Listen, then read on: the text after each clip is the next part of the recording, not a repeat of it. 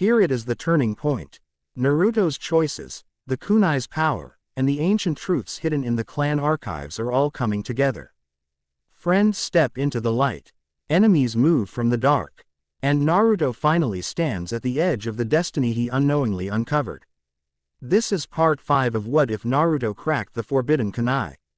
The story reaches its first climax and nothing will ever be the same.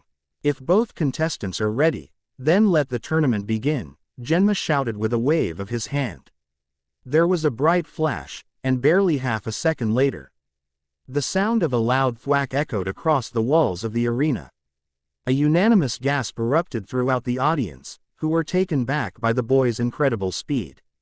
In the arena, L was just as surprised as they were. Unlike his opponent in the preliminaries, who had been sent flying back, Naruto stood upright with his arms crossed in front of his face. He was barely moved 5 feet, L thought, glaring at the blonde. Oh well, Naruto coyly smirked as he lowered his arms and rushed the boy. L was quick to recover, and easily blocked the incoming blows. As they traded hits, Naruto was pleased to discover the boy moving at a considerably slower pace. L ducked under Naruto's latest swing and bent low to the ground. His eyes narrowed as a spark of electricity danced across his skin. He bent his knees and pushed off as hard as he could. In the blink of an eye, his fist launched forward faster than Naruto could see and slammed into his stomach, only to clang off once again. It did seem to have more of an effect this time. Naruto grunted as he was propelled back several feet and slid across the grass. As he flew, he reached into his pouch and launched a barrage of kunai at his opponent. L easily dodged out of the way, and jumped back as he noticed a tag attached to one of the handles. The explosion went off, kicking up mounds of dirt in its path. L rode the avenue of the force as he back-flipped through the air and slid to a halt. As he came to a stop, he spied Naruto through the smoke as he quickly lifted up his sleeve and seemed to tear something off his skin. Naruto winced as he watched the tag burn away into dust, but quickly slapped another tag onto his wrist. Density seals working like a charm so far, Naruto thought to himself as he glanced back at his opponent. While it had served its intended purpose, he had hoped it would have lasted a little longer. Density seals were just too unstable to last over an extended period of time. Well, 1 down, 6 to go, Naruto muttered as he slid back into his stance. L was silent as he studied the blonde boy before him. After a minute, he lightly smiled and started to slouch. Not too bad, not ma. NY people have been able to stop my attack right off the bat, but I have to wonder how many density seals do you have left? Naruto shot him a surprised look. He had never pegged the guy as the Fuinjutsu type. You know Fuinjutsu. I have some experience, but nothing near your level, L replied as he straightened his back. Naruto's body tensed as electricity began sparking across the L's skin. However, if that's how you want to play it, fine.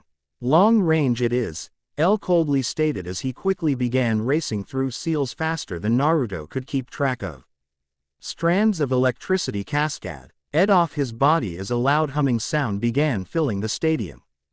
Naruto began funneling chakra into his legs as the other boy slowly began raising his hands. L's eyes shot open and he snapped his fingers. Instantly, arcs of lighting raced out of his arm toward the blonde. Naruto yelped and pushed as much chakra into his jump as he could as he dove off to the side. As he rolled on the ground and began getting up, he heard another snap, and quickly bent backwards as a bolt soared over his head. L was not giving him any breathing room.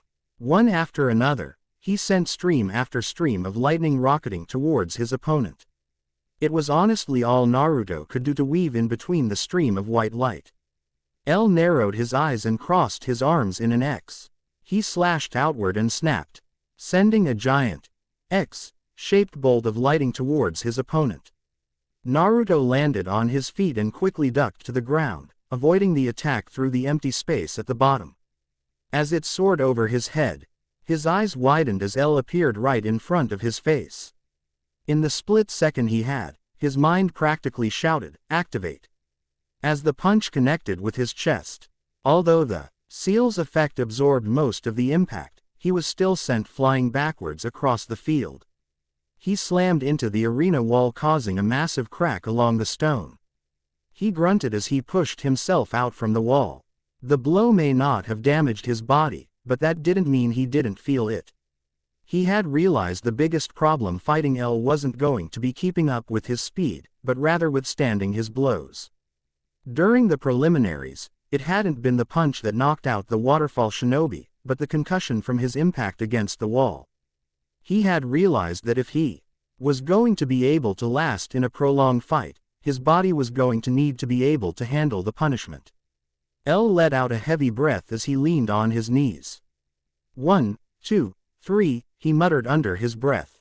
Naruto hastily ripped off the tag and slapped on another one, as he spied L getting back up.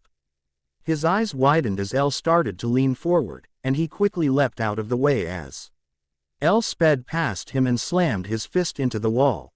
L backhand swung at him with his other fist, while he tore his fist from the wall. Naruto leapt back, and began backpedaling up the wall as L chased after him. The audience let out an excited murmur as the two genin took their fight vertically along the walls of the arena. Naruto bobbed and weaved, dancing backwards along the wall with L quickly behind him. Naruto's eyes flashed as L overextended one of his punches.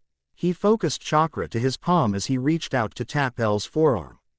"Let's see you move that fast now," he confident. Tly thought as he prepared to apply a gravity seal. Just before he made contact with L's arm, Naruto yelped and reflexively yanked his arm back, as a spark jumped up and shocked him. He glanced up at L, who gave him the tiniest of smirks before continuing his assault. Okay, maybe Neji wasn't the biggest priority, he sweat as he blocked a rather painful kick to his side. His breath hitched as he saw sparks dancing across his cocked fist. He leaned backwards as L snapped, and lighting raced right across the tip of his face. "This guy's intense. I barely have time to think, let alone do anything." He winced as he glanced back at his opponent. Naruto paused as he caught sight of his face. He hadn't noticed it before, but, while L's scarf was blowing in the wind, he was able to glimpse seemingly muttering under his breath. A second later, L's eyes narrowed, and Naruto's instincts kicked in again. He barely activated his seal in time before L's fist slammed into him, sending him flying back against the wall. Naruto bounced against the concrete before rolling along the curvature of the as he slid towards the ground. L's momentum carried him along his trajectory, causing him to slide against the wall past his opponent. Naruto stumbled to his feet as he tried to regain his orientation. Though slightly dazed, he ripped off the seal and slapped another one on. 4 left, he thought as he grit his teeth. He pulled a twig from his hair as he watched L leap off the wall and roll onto the ground. "Great. This is bushy brows all over again, except now I can't even place a seal on him," he grumbled to himself. As L stood back up, Naruto paused as he noticed something. He was doing it again.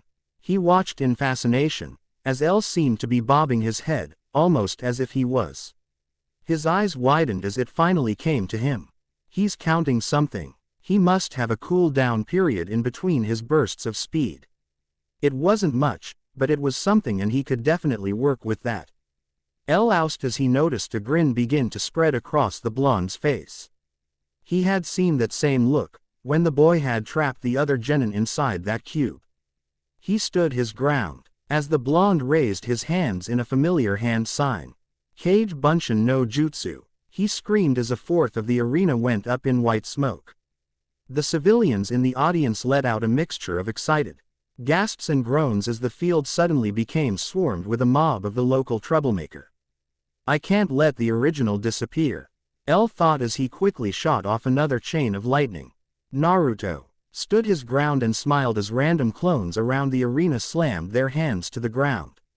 L watched in surprise as just before his attack hit the blonde, it took a 90-degree turn and shot off towards the crowd of clones. The lightning slammed into the ground at one of the clones' feet, revealing a glowing white symbol as it disappeared.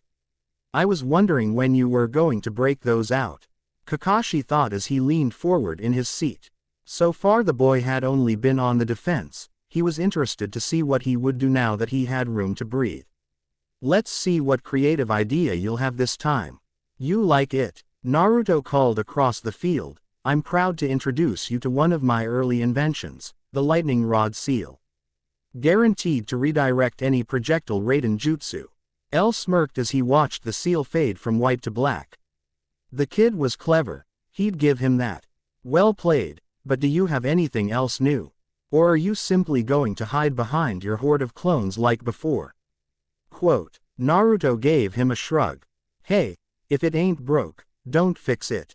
You know I played this speed game before with bushy brows, but, unlike you, he was much faster and... L raised an eyebrow as Naruto pointed a finger at him. He didn't have to take a break between each attack, he finished with a smirk. L went silent for a few seconds before lightly chuckling. You are more observant than people believe. If I may ask, what gave it away? Tiny movements here and there. You would nod your head, plus sometimes you muttered it under your breath. L seemed uncharacteristically embarrassed as he rubbed his head. Sensei was right. I slipped up while I wasn't focused. I also noticed you can only move that fast in a straight line. Naruto smirked as he substituted with another clone somewhere in the mass. Which makes you predictable, the clones shouted in unison. L fell silent as he gazed around the circle of clones. He was in exactly the same situation Lee was in during the preliminaries. A prolonged fight would be disastrous. The longer it took, the more opportunities the blonde would have to slip past his guard and place a gravity seal. Focusing on exterminating all the clones wasn't exactly an option either. If the Raikage was right about him, the blonde had chakra to spare and could simply replenish the horde without losing a sweat. Well then, Sensei said he wanted the boy tested. Let's take things up a notch, he smirked as he began unraveling his scarf, drawing confusion from the blonde. You are amusing, Naruto Uzumaki. Very amusing, he said as he began unbuckling his jacket revealing a sleeveless undershirt. As he dropped it to the ground, Naruto narrowed his eyes as he examined the dark tattoos etched across L's shoulder. Let's have some real fun. Blank, blank. What is that, sensei? Ino asked as she stared at the intricate pattern. That is one of the Raikage's inheritance seals. Asuma replied as he took another puff of his cigarette. That kid must be something else. What's so special about them? Kiba turned around to ask. Well, as you may know from Naruto, Fuinjutsu is a very intricate field of study. The possibilities are almost limitless, but it requires an intensive amount of time and knowledge to accomplish even the most menial of tasks. While the Yondaime is HT fully considered one of the greatest Fuinjutsu users the world has seen, Konoha has little else to brag about in that department. As of right now, Kumo is without a doubt the most adept nation in the art. Due to sitting out of the last few wars, they have had plenty of time to explore the various fields without interruption. Their work in Fuinjutsu is astonishing, Kakashi replied as he sat forward. Gazing at L clap his hands together. He turned his eye down at the genin below him and continued. The past Raikages have taken a particular interest in Fuinjutsu and have created special seals that are only granted to those they deem worthy, such as the infamous Black Lightning mark. I can only think of one person with that tattoo, but regarding this one, I don't recognize it, he finished as his eyes shifted to Ko. Your thoughts? He asked. That is the Raigake's generator seal, Ko spoke, drawing everyone's attention. My teammate was raised as an orphan, and had plenty of time to wander the city as a child. From what I've been told, one day he snuck onto the Raikage's property and spied on him and his brother as they trained. For years, he watched and he learned, but his big's chief focus was attempting to copy the technique that grants the Raikage his renowned speed. One day, as the Raikage was touring our academy, he stopped to observe a sparring session and discovered what L had been trying to accomplish. When questioned by the man, L was forced to reveal everything. Instead of punishing him, he was commended for his talent. Of course, L can't use the complete version of the technique. As your friend pointed out, he can only do it in short bursts due to the amount of chakra it requires. Which is why, he smiled, turning to face them, the Raikage gave him a tool to surpass that limitation. Blank, underscore, blank. Naruto's eyes widened as he recognized the fuinjutsu patterns along the tattoo. The clones grew tense as the seal began glowing. White and a loud hum began filling the air. The hairs on their arms began to rise as lighting began sparking off his body in every direction. L's eyes were glowing blue as a layer of chakra settled over his body. He cracked his neck and glared into the horde of clones. In the blink of an eye, he was gone, followed by several loud pops as he began dismantling the clones one by one. This really is bushy brows all over again. Naruto sweat as he danced around the crowd of clones, observing the chaos. From this far away he could actually see L now. Much to his displeasure, the boy was no longer limited to just straight paths. His movements were controlled and flowing, branching from strike to strike like a bolt of lightning in slow motion.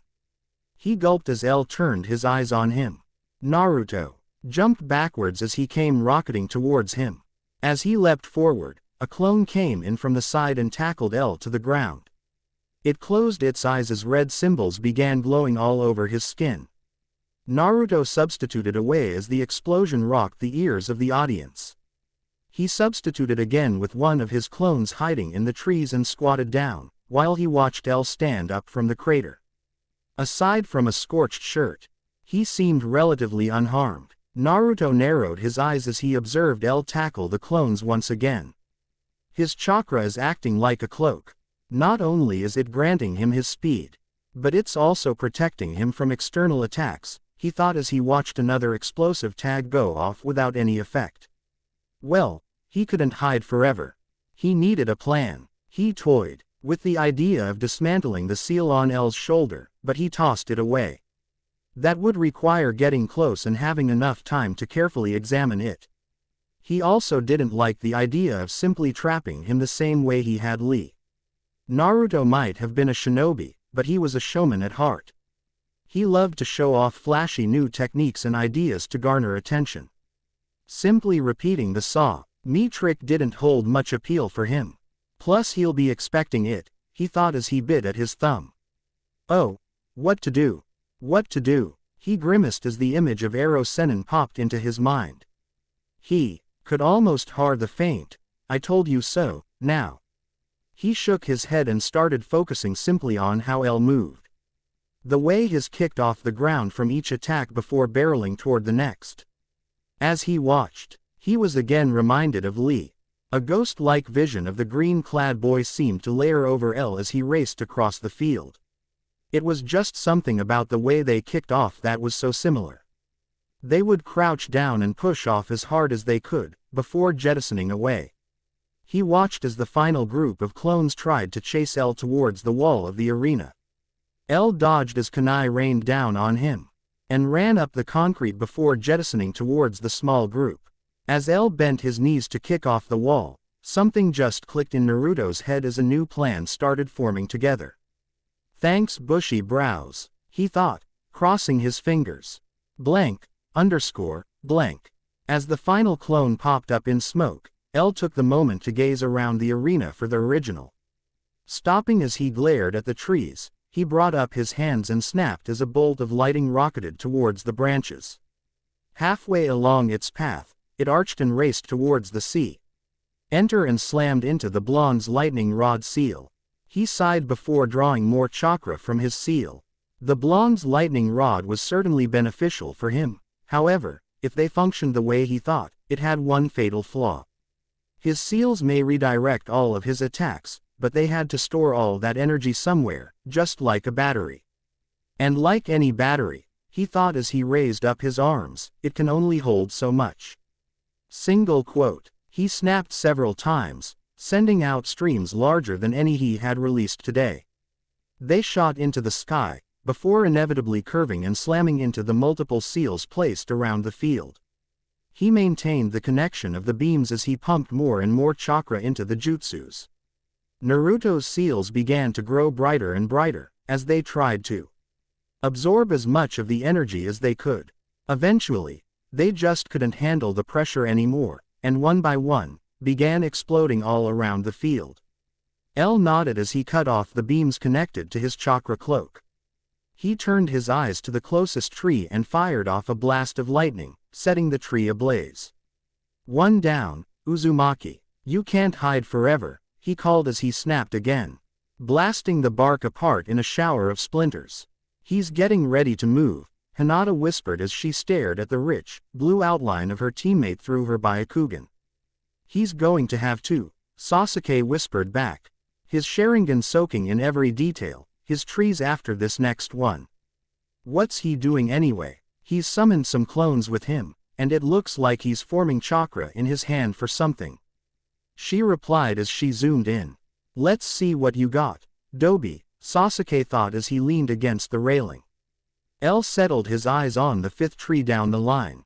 Without a word, he raised his hand and fired off another shot. No sooner had the lightning left his fingers, two shuriken shot out of the tree in wide arcs. The attack split down the middle as it was drawn to E2 seals placed on the metal's surface. L paused as 7 Narutos burst from the tree and began charging towards him at a blistering speed.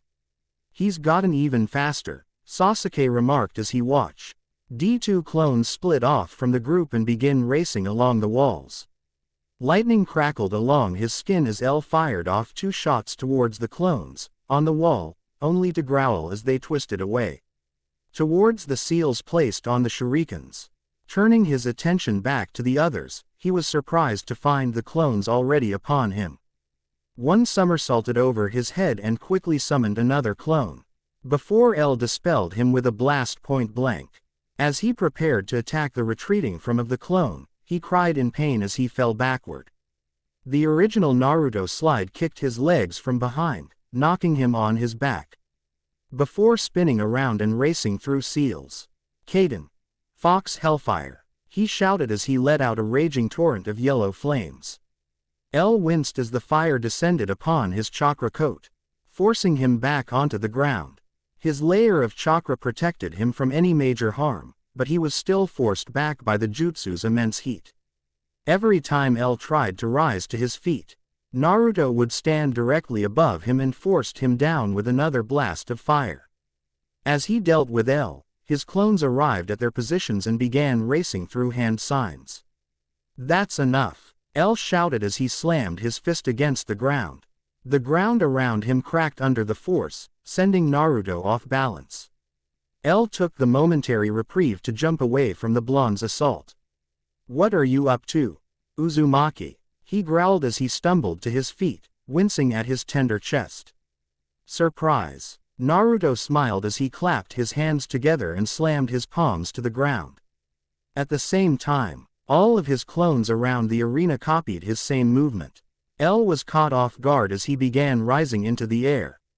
His eyes darted in every direction as a cubic, pink ball rear began spanning the radius of the arena.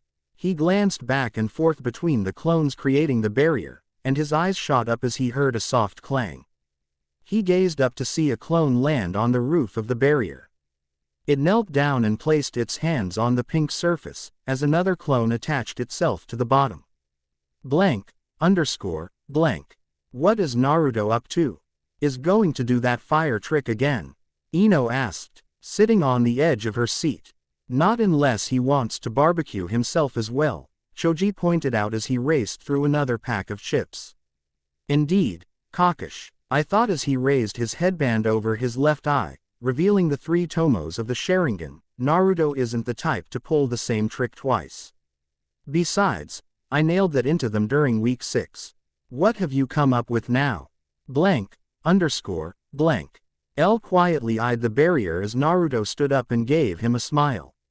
All right, he screamed as he stretched his arms, Ink, we've been playing by your rules long enough.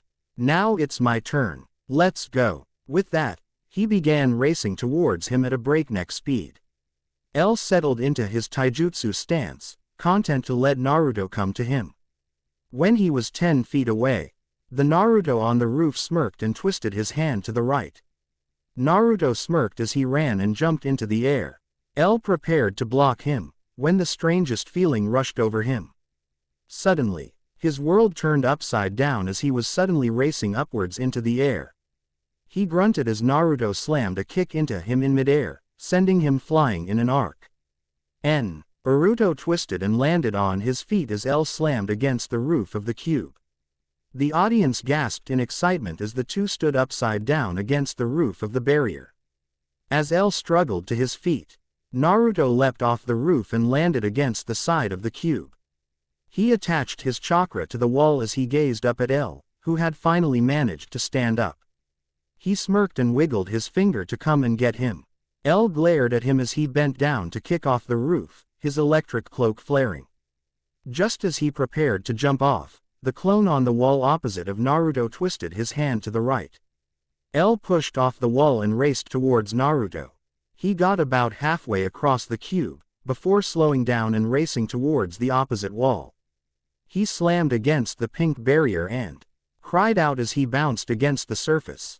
He struggled against the immense force as he tried to crawl to his feet, and froze as a kunai landed a foot away from his face. He covered his head as heard the sizzle, but could do nothing as the tag went off, sending him rolling away. Naruto smirked as he nodded at the clone under the bottom of the cube. It nodded and twisted his hand, causing L to fall from the right wall towards the ground. L slid against the wall, forcing his chakra to stick as he slowed to a stop. He panted as he glared at Naruto across the field. The blonde simply smiled and waved at him. Lightning sparked across L's face, as he launched himself off the wall. Blank. What's he doing? I don't get it, Kiba asked as he watched L chase after Naruto around the cube. I mean, that thing is cool and all, but what is it accomplishing? Gravity seals, Kunai replied, so entranced with the match that she had momentarily forgotten about the disgusting smell of Asuma's cigarette. Naruto is changing the center of gravity between each face of the wall. Every time L moves, Naruto makes sure he's attached to a wall before changing the gravity. By doing this, he not only just slapping L around, he's keeping him away from him. What I just don't understand is what his endgame is here. Kakashi was thinking the same thing. He watched as L raced after Naruto once again. Now that he'd caught on not the jump, the boy streaked up the wall in a blur of white as he tore after the boy. Naruto ran as fast as he could and attached his fingers to the roof. Just before the clones switched up the gravity again, L slowed down as he tried his best to keep his feet connected to the wall. He eventually had to place his hands down as well, as he fought against the immense pull of the bottom floor. Eventually, he began sliding down the wall as he desperately tried to simply fall to the ground. Naruto has done all right evading him so far. But what will he do when L finally catches him? Kakashi thought as he gazed at Naruto's strained face. He tried as hard as he could to fight against the pull of gravity, but the chakra from Hi's fingertips just couldn't hold out against the weight. His connection failed and he began racing towards the ground. The clones immediately tried to compensate, and adjusted to gravity in another direction. As soon as the pressure lifted, L's eyes shot open as he continued racing up the wall. He knelt and pushed off against the wall, rocketing towards Naruto. He collided with the boy and sent him flying against the wall. Naruto's eyes widened as the wind was knocked from his chest. As he stumbled to place another density seal, L landed next to him and kicked him away. Instantly, he knelt down and connected himself to the floor as the clones changed the gravity to try and help the original. As Naruto sailed away, L launched himself again and collided with the boy mid-air. This time L grabbed him by the throat as they tumbled through the air towards the ceiling. Naruto gargled as he brought his hands together. L heard a puff of smoke behind him, and growled as a clone caught him in a headlock. He released the original and grabbed the clone by the head. He threw him forward and blasted it away with a snap of lightning. As he landed on the roof, he spied Naruto mid-air falling towards the ground. It's time, Naruto thought as he reached into his pouch. Stringing wire through the center, he tossed 2 shuriken downwards towards a tree, whose branches were barely tipping out from the bottom of the barrier. As the shuriken sailed past, Naruto tugged on the wire, causing the shuriken to wrap around and dig into the bark. L felt a tug in his gut as the gravity was shifted upwards once again. Oh, this is going to hurt like a bitch, Naruto thought as he wrapped the wire around his hand, and began falling towards the roof of the building. He cried out as the wire cut into his skin, leaving deep gashes in his palm. He grit his teeth and glanced up at L, who was kneeling against the roof. As they stared into each other's eyes, L saw something that made him pause. He didn't see any hesitation or fear. All he saw was confidence. Checkmate, Naruto smirked as he launched a kunai at the boy. L's eyes widened as he saw the tag attached to the kunai and leapt out of the way.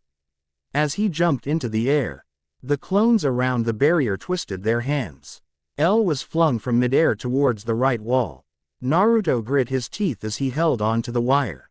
Before he drew too close, L slowed down and began sailing towards the other wall. Just like before, he slowed to a stop before colliding with the wall and began falling back towards the center. Again and in the clones adjusted the force of the gravity, until L floated helplessly in the center of the cube. Naruto chuckled as he watched L dangle midair and fought through the pain as he began crawling his way up the wire. Blank. Oh, now that's clever, Asum chuckled as tossed his cigarette on the ground and stomped it out. What did he do? He's just floating there, Ino asked. Exactly. Asuma chuckled. You see. Naruto knew he couldn't keep up with L's speed, so he had to immobilize him. His opponent can't make use of his jutsu if he doesn't have a surface to kick off from. He placed a hand on Ino's shoulder and pointed at the clones attached to the walls of the barrier. You see them. They are keeping the gravitational pull equivalent in every direction. That's what's keeping him suspended there. Naruto smirked as he crawled his way through the branches and sat along the trunk of the tree. After tethering himself to the tree, he stared up at L still suspended in midair. L glared down at him as he spun out of control. He reached for his pouch for a shuriken and wire, but felt his heart drop as he grasped at nothing but air. Looking for this, Naruto chuckled as he tauntingly held up L's pouch. When did he have time to snatch that? L thought. His eyes widened as he remembered the boy's clone grabbing him in a headlock. He wanted me to catch up with him, L thought, before gritting his teeth and sending off another blast of lightning. Naruto reached into his pouch and launched up a shuriken. The lightning curved, and chased after the kunai as it began making its rotation towards the center. Like I said, checkmate. Let me sum it up for you. You can't move, you can't hit me, and you can't get down. He actually beat me, even when I was going all out, L sighed before lightly chuckling. The kid was something else. Well played. Very well played, Naruto Uzumaki, he called out as he and Naruto caught eyes. Very well. I concede. Genma nodded as he raised his hand in the air. L Honda has forfeited the match. The winner of the first round is Naruto Uzumaki. Nicely done, Naruto. Kakashi chuckled as he watched Naruto help L back to the ground. And apparently I'm not the only one who thought so, he smiled as he glanced around him as the audience went wild. So this is Sasuke's teammate. Ria thought as she clapped. You certainly know how to make a first impression, she chuckled as she stared down at her brother who was going nuts. He wasn't the only one. A thunderous applause echoed across the arena, as the stands went wild. 2 rows over from her, Yoshio remained quiet as he clapped his hands. As the pink barrier dissolved into the air, his eyes focused in on the blonde-haired boy. Yoshio wasn't particularly fond of surprises, and this boy was certainly a surprise. He hadn't seen the boy when he had fought at the lumberyard, but Apparent. He was the one responsible for capturing the Zaofu. Just what are you capable of? Oh boy, Jay sighed, before cracking his neck. Great. Now I have to pick up the slack. Thanks a lot, L. He rested a hand against the rail as he watched the 2 boys shake hands. The guy had done great, but he hadn't exactly shown off anything to really warrant his attention yet. Let's see if the rakeage is right about you, he thought as he leaned against the bar. Down on the field, Naruto and L stood across from each other as the pink barrier faded away. Congratulations, Uzumaki. I wish you the best of luck in your upcoming matches. Ah geez, don't get all cheesy on me now. Naruto chuckled as he locked his hands behind his head. Just take the compliment, L chuckled as he collected his clothes from the field. You have a uphill battle ahead of you. Take what you can get. Naruto nodded as he watched the boy tie his scarf back around his neck. You can count on it. Neji won't know hat hit him. L was quiet as he buttoned up his jacket. I wasn't referring to the Hyuga. Naruto sent him a confused stare. What do you mean? L remained silent as he headed towards the exit, but came to a stop as he passed by him. He turned his head and whispered, I'd worry more about the Cage's son if I were you. Well, let's just say he's not natural. I believe you two are locked on a collision course whether you like it or not. What are you talking about? Naruto whispered back. Just keep your eyes open during his match with the Uchiha. Good luck, Naruto Uzumaki. I have a feeling you are going to need it. Without another word, L continued walking towards the exit of the arena. Naruto was silent as he stared at his retreating back. As he stood there, Naruto grew surprised as he started to notice something. Cheering. People were cheering for him. A smile lit up on his face as he began waving back at the crowd. Sasuke and Hinata chuckled as he began soaking it all, making kissy faces and bowing towards the audience. He gave a mock salute towards the Hokage's box, causing the old man to chuckle. Very nice performance, my boy, the Hokage chuckled as he watched the blonde boy prance around the arena. Kitsune rolled his eyes at the boy's display, and instead focused on the cage. He wanted to chalk it up to his normal Anbu paranoia, but there was something about the man that was throwing him off. The cage caught sight of his glare, and simply chuckled before turning his attention back towards the arena. Team 7, you all are truly fascinating. Show off, Sasuke jibed, watching Naruto clamber up the concrete steps to the observatory. I aim to please, Naruto chuckled as he rubbed his nose and joined his team against the railing. Honestly, what did you guys think? I think that you have a promising career in the circus ahead of you, if that whole Hokage thing doesn't pan out, Sasuke sneered. Bite me, Naruto growled before gasping and rubbing his hip. Are you all right? Hinata asked leaning back. Naruto nodded and winced, as he massaged the tender region. To be honest, L's hits had been a lot more devastating than he had imagined. Even with his density seals, the force behind each punch had managed to leave a severe impact on him. As he nursed his wounds, he noticed Hinata approaching him with her hands glowing and he quickly waved her away. Don't even think about it, he chuckled as he stepped back. But you're hurt, she chided as she tried to draw closer. Yeah, but this is still a competition. A competition that you are a part of. Listen, I appreciate the thought, Hinata-chan, but you still have 3 rounds ahead of you. Save your chakra to heal yourself if you have to. Hinata stopped and frowned at him as he hid behind Shikamaru. Don't drag me into this, he droned, before staring at the white-eyed girl. It's not often I say this, but Naruto's right. It may not be very Konoha-like, but this is one instance where we're supposed to look out for ourselves. Save your energy for your own matches. Hinata was quiet as she considered his words, before the light surrounding her hands faded away. Fine, you're right, she sighed. Good, Shikamaru replied as Hinata returned to her spot against the rail. Thanks Shikamaru, Naruto chirped over his shoulder.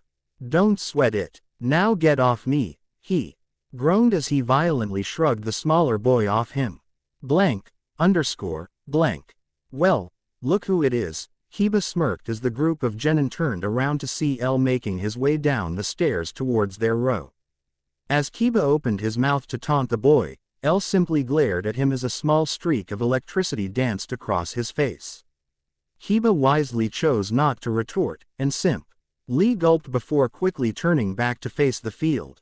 I'm apologize sensei for my poor display, L droned as he bowed to the man sitting to the right of Guy and Kakashi.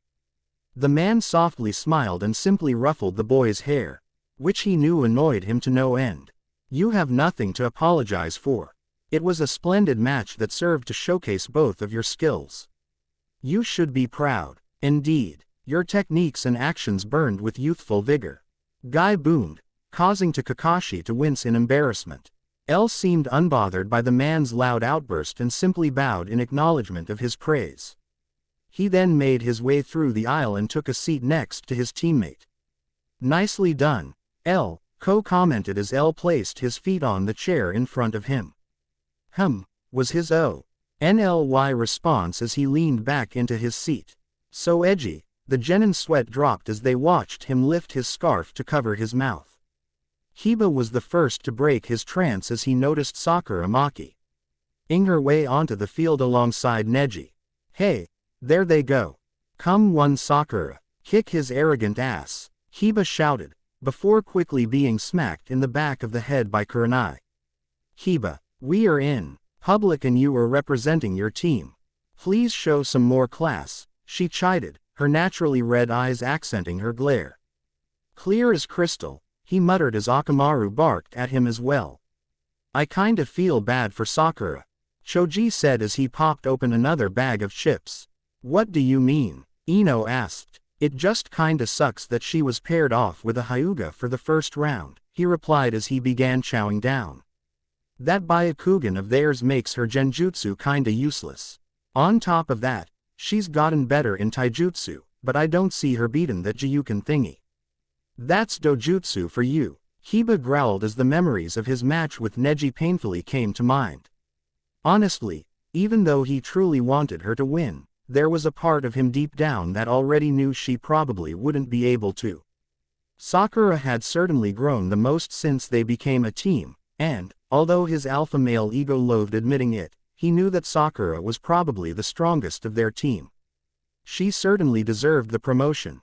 But, like Tenten in the preliminaries, she had been dealt a bad hand. Having a dojutsu does not guarantee a victory, L muttered, catching their attention. The idea that they are somehow superior is one of their greatest assets and liabilities. By believing that they are better than you, you have already given up the possibility of winning. However, this intimidation is a double-sided coin, for this leads to an inflation of pride. He paused, peeking open an eye to stare at them. All techniques have a weakness, even Kekai Genkai. If you believe that, just because she is a genjutsu wielder that she will lose, then you are a fool. Hiba growled at the insult, but stopped as he was filled with light shame. Had he really given up on the possibility of her winning just because he had lost? He grit his teeth as he stared down at the arena. Come on, Sakura, you got this. Blank. The crowd was full of excitement from the last match. As they watched the next set of competitors take their place. Are both competitors ready? Genma asked glancing between the two. I am, Neji coldly replied. Sakura remained silent and simply nodded her head. Well, if both competitors are ready, then you may begin, Genma called with a wave of his hand. Neither genin moved as the proctor leapt away. The two stood motionless, serving the other as the crowd cheered in the background. Sakura wanted to squirm under the boy's unsettling, white eyes, but she stood her ground and stared right back. After a minute of silence, Neji finally spoke. I would offer the chance for you to simply surrender, but I can tell you won't back down without a fight. Sakura held her tongue as she continued to stand still. You have that same defiant look, you know. He called out, confusing her. Neji nodded his head towards the observatory, where the bright spot of blonde hair was easily visible. Your eyes hold that same spark as that idiot's. You just don't know when to back down when fate has given a poor hand. He didn't even flinch under her intense glare. However, unlike him, you're no fool. You actually have a brin between your shoulders. You're the type that, given enough time, can outmaneuver almost anyone, and you have had plenty of it. She twitched as he smoothly slid into the signature form of the Jiyuken. So, let's see what you have come up with to overcome this handicap. He smirked as his eyes hardened and the veins around his eyes became painfully visible. She glanced one time into the stands and spied Kunai sitting next to Asuma. Before taking a deep breath, "Here I go." No sooner had her hand twitched towards her kunai pouch, Neji shot off like a rocket. She quickly grasped 3 kunai and launched them at the approaching genin. As she leapt back, Neji easily dodged the barrage and vaulted over them. Sakura was shocked as she watched him effortlessly reach out and snatch one out of the air. Neji landed and came at her with a ferocity even Kiba couldn't keep up with. Her eyes widened as she tried to her best to evade the path of the blade. Shikamaru narrowed his eyes as he watched Neji chase Sakura around the field. Naruto glanced to his right and noticed the boy's expression. "Something wrong, Shikamaru. Something's not right. She's acting as if she's almost afraid of the kunai." "No shit," Naruto deadpanned. "Gee, I wonder why she doesn't want to get cut by a knife." "He's right," Sasuke chimed in without looking away from the match. "Huh, Sakura has come a long way since we left the academy. Maybe she's not grown as much as you 3, but she has certainly worked hard to improve herself," Shikamaru said, glancing at Team 7. "She is a kunoichi, and wouldn't be frightened by the possibility of being cut by a kunai. Neji may be a pain, but he's not going to kill her. There's something else going on." Sakura grunted as she tried her best to parry the onslaught of strikes. "Plan A," she thought as she began reaching into her pouch. However, her actions did not escape Neji's notice. His Byakugan spied through her body and zoomed in on her pouch. A flash bang, he awed as he watched her grab hold of the tiny ball. His lip curled up as the pieces fit together. Not a bad idea, he thought, as he got ready to leap away. Before he could, she did something he never expected she would. She kicked off towards him. She clenched her eyes shut as she thrust the tiny ball into their faces, which promptly went off. Both genin cried out, as the senses were suddenly overloaded with light and sound. Even with their eyes closed, at that close distance, their eyes were still incredibly stumbled away, grasping their ears as they tried to drive out the whining sound. "Got to focus. Got to get him while he's distracted," Sakura thought as she clasped her hands together. Neji grit his teeth as he tried to put as much distance between them as he could. Thankfully, he deactivated his Byakugan before the flash bang went off, but he was still temporarily blinded. He stumbled as he felt something begin wrapping around his body, before he felt chains tighten his arms to his sides. His head swiveled to his right as he began feeling a tugging sensation on the chain. Sakura rubbed her eyes as her vision began to return to her. Things had been incredibly blurry, but she could still make out Neji's face. She quickly flexed her wrist, palming force and bond from her sleeve. As she was about to launch them, she froze as a smile crept along Neji's face. "Very good. You trying to stop me from using my Byakugan so you can entrap me in your genjutsu. It was a nice try, but there is one thing that you of all people should understand." She didn't like where this was going. She froze as he turned around and faced her. "As you can guess, the Gyuken requires a high level of chakra control. Even without my eyes, I can sense your genjutsu." His arms pushed up and sailed straight through the chains, which melted away into mist. She napped out of her daze and began raining Senbon at him. She was stunned as he somehow dodged every needle she sent flying his way. Her eyes shot open as she finally noticed the veins reappearing along his eyes. Can he still see even with his eyes closed? Blank. Well, can he? Naruto asked, leaning towards Hinata. Technically, yes he can. His eyelids are just skin, and the Byakugan can easily pierce through them. While it may be a little blurry for him, he should not be hampered too much. Naruto sighed, causing some surprise from his teammates. "Well, there goes one of my ideas," he weakly chuckled before turning his attention back to the match. As he made his way towards the edge of the field, Neji continued block the Senbon with the kunai he had stolen earlier. He quickly retreated behind the burnt bark of one of the trees L had blasted in the earlier match. I need to let my eyes heal as long as I can. Prolonging this match will give my eyes more time to adjust before my other matches, he thought as he leaned against the tree. As he gripped the handle of the kunai, he was lightly startled as he felt something drip across his fingers. He gazed down at the kunai and was surprised as he began inspecting the blade. He ran a finger along the edge and was fascinated to find a strange gel lacing the metal. Poison. So that's why she had seemed so uncomfortable at the beginning of the match, he contemplated as he inspected the kunai. So that's her plan. She wants to disrupt my chakra system so I can't activate my Byakugan. As he got caught in his thoughts, he was not unaware of the dark shape quickly racing towards him behind the tree. Well, two can play at that game, he thought with a smirk as he started running through hand seals.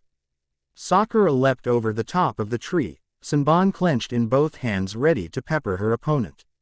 As she sailed over the burnt branches, she was shocked to find him missing. She landed with a thud and quickly spun around, eyeing the surrounding area. Where could he have gone?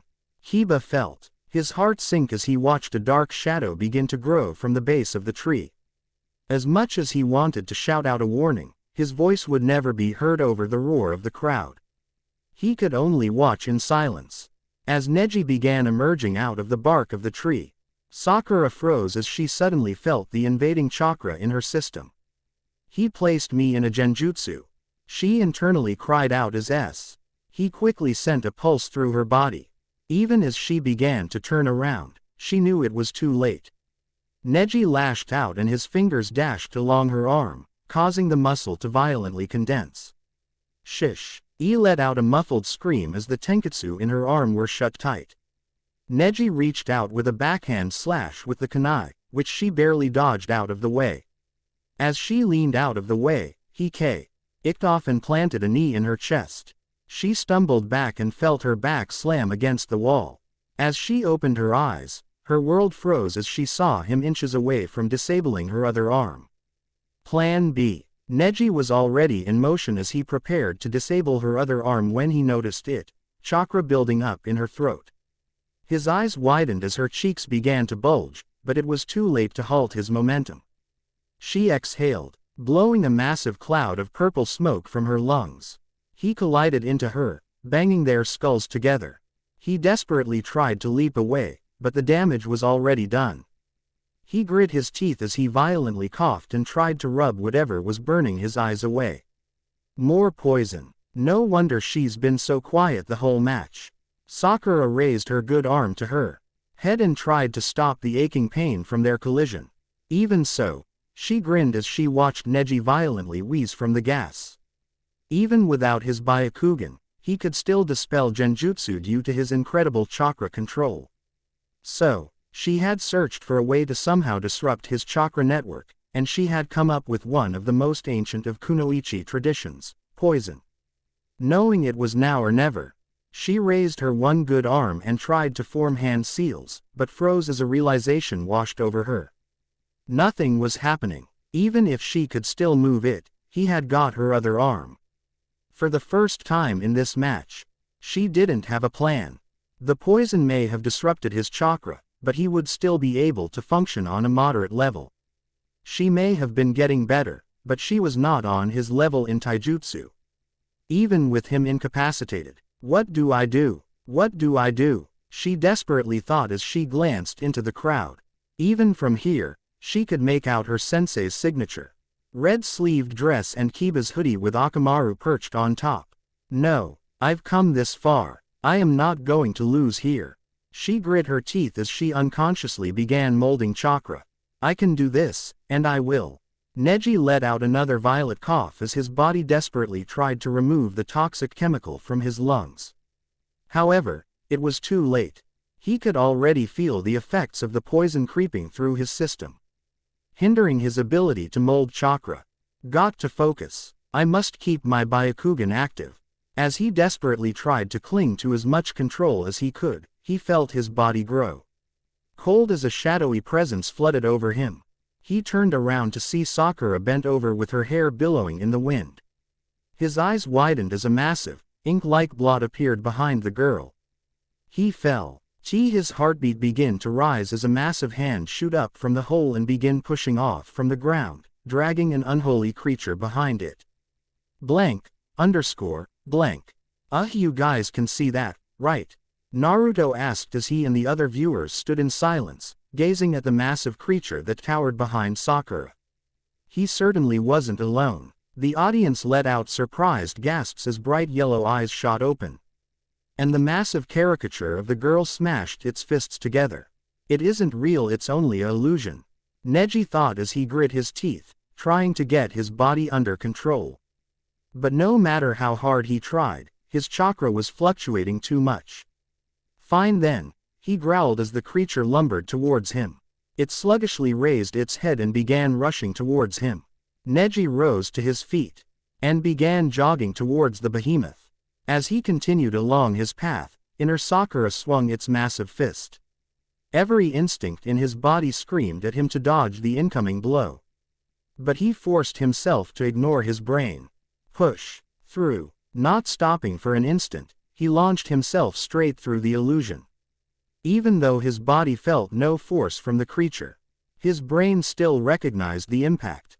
The nerves along his body lit up in pain, but he clenched his teeth and powered through it. As he emerged on the other side, Sakura was shocked. In her tired state, she attempted to throw a kick at him. Neji shoved her leg aside and clenched his fist. With his chakra control out of whack, he may not have been able to use the Jiyuken, but he hadn't aimed under Konoha's foremost taijutsu expert for over a year without learning anything. He smashed 2 hits into her limp arm, causing her to scream out in pain. Ducking to the ground, he twisted and kicked out her legs from under her. As she dropped to the ground, he planted a knee on her back and grabbed hold of her functional arm. Without a moment's hesitation, he yanked and twisted it out of her socket. The crowd winced as Sakura cries echoed across the stadium. 10 feet away from them, inner Sakura stumbled as tried to turn around, but could only moan as it began fading away. Neji pressed her face into the dirt as he bent her arm even further back. Submit. Now, she tried. She really did. But she could not stop the stream of tears from falling down her face as he increased the pressure on her arm. I'm sorry Kiba, Akamaru. She nodded her head and cried out, I forfeit. Genma sighed and raised his arm. Winner. Neji Hyuga. The audience let out a weak applause as they watched Sakura carted out of the stadium. Too bad, Shikamaru sighed. She put up a great fight. It was just a poor matchup, Tamari commented as she stood next to him. Agreed. She put a good amount of thought into the fight, but in the end, he was just too much for her. Naruto remained silent as he watched Sakura disappear down the tunnel. He glared as he stared down at Neji. He was getting sick and I read of this guy beating up on his friends. He carefully glanced to the side, and shot Hinata a look. Naruto may not have been the most observant person when it came to social interactions, but even he could tell that Neji placed his cousin on edge. It was subtle, but he would always pick up on the way she would twitch if Neji glanced in her direction. He was sick of it. Blank, underscore, blank. Why does he get to be treated by the medical ninja? Ino cried as they watched Neji walked out of the arena. They have to make sure the poison isn't lethal. While killing isn't forbidden in the exams, it is heavily frowned upon. If we can take any chances to prevent it, we do, Asuma replied trying to soothe her. He glanced next to him at Kunai, who had not said anything since the end of the match. I'm sorry. Quote, you shouldn't be, she replied with a light smile. Asuma was surprised by the twinkle in her eye as she turned to look at him. Even though she lost, I have never been prouder. Did you see what she did? She manifested a genjutsu so powerful that everyone in the crowd felt it, and she did it without hand signs. Asuma chuckled at the pride in her voice. The kid had talent, he wouldn't deny that. Kiba sighed as he leaned back into his chair. Damn it, she was so close too, he grumbled as Akamaru whimpered. That's the Hyuga for you, Choji commented as he patted Kiba's shoulder. Now, I almost feel bad for that other guy from Kumo that has to face Hinata. A loud chuckle caught his attention, as Ko's face lit up in a smile. Oh, I wouldn't be too sure about that. If anything, I'd be more worried about the Hyuga, L muttered from the end of the aisle. And why is that? Ino asked, leaning over Choji. Ko and L looked back at their sensei, who nodded, allowing them to proceed. Well, as you saw from his match, L here specializes in taijutsu and ninjutsu. With my summons, I'm our tracking and interrogation expert. Rounding out our group is J, who just so happens to be a genjutsu specialist. That's too bad. Now I do feel bad for the guy, Choji murmured, before snacking down again. You'll be surprised, Akamichi, the sensei thought to himself as he leaned back in his chair. In all honesty, while L was without a doubt the heavy hitter of their little group, J was certainly the more deadly. The man had a smile on his face as he gazed down at his light blonde-haired student, who was lazily leaning against the rail of the platform. The boy only seemed to be focused on his art and women, but, when he got serious, even he had a tough time keeping track of him. Oh yes, he was certainly the most dangerous of the three of them. Especially, for a Hyuga. Despite the somber tone that had seemed to settle over the stadium. From the brutal end of the previous match, the crowd seemed to find its second wind as it started to notice the next two competitors heading down to the field. Chatter and cheers erupted from the crow. D as the last loyal Uchiha made his way towards the center of the arena. Ria raised an eyebrow as she glanced across the stadium, taking in the overwhelming support for the sourpuss. Of course, her brother was right along with them, shouting his head off as he recognized the dark-haired boy. Hey, there he is, Tai excitedly chanted as he tugged on her sleeve. Go Sasuke, he shouted, throwing his hands in the air. Ria stifled a chuckle as she watched her younger brother's eyes gleam in admiration over his newfound idol. Ever since Sasuke had graciously offered them his tickets, he was all Tai would ask her about. When was the last time she talked to him? What kind of missions did he go on? Every day brought a new round of interrogations. It seemed that despite her best efforts, the boy simply had shinobi on the brain. However, he was never going to walk down that path. Not if she had anything to say about it. Although, it still hurt her to shut him down every time he asked. At least letting him come today would ease her conscience. Ria glanced back down at the field and quietly stared at the somber boy she had gotten to know over the last few weeks. All right, duck butt. Let's see what's so damn special about you. Blank. Sasuke tried his best to hold back a smirk as he stared across the field toward his opponent. Finally, it was his turn for some action. Shino stood as silent as usual, as if he was barely interested in the situation they were in. All right, we're ready to get underway. You two ready to go? Genma asked. A moment, please, Shino declared before turning to Sasuke. Something you want to say? Sasuke asked. More of a request, Shino replied, slightly catching Sasuke off guard. He pushed up his glasses and continued. It doesn't take a genius to determine the probable outcome of this match.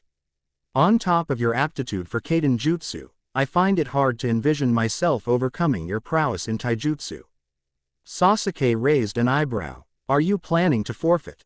Not at all, Shino replied with a shake of his head. I simply wished to ask you to refrain from holding back. Shino tilted his head and gazed up towards the stands. He gazed straight through the glass at the judges, who stared straight back at them. This match isn't about winning or losing. It is about demonstrating to them that we have the capacity to bear the responsibility that being a Chunin requires. Even if I lose, if my performance is satisfactory, I may still earn a promotion. Sasuke nodded his head, but was still slightly confused. And what does that have to do with me going all out? Shino almost seemed to smile. Let's just say, I wish to know where I rank among my peers. Sasuke chuckled as he rested his palm on the handle of his sword. Certainly, I'll give you the match you want, but regarding your promotion, that all depends on you, doesn't it? He smirked as his eyes flashed red. Yes, I suppose it does, Shino nodded. As he grew silent once again. "All right, if you two are finished," Genma called out before raising his arm. "Ready. Begin." There was a whistle of grinding metal as Sasuke's sword cleared its scabbard. He disappeared in a blur, racing across the arena.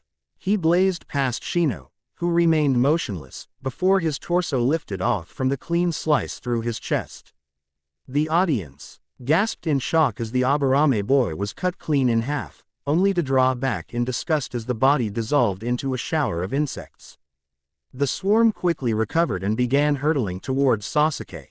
Before the bug clone had even fallen apart, Sasuke had been already leaping away, and reaching into his bag.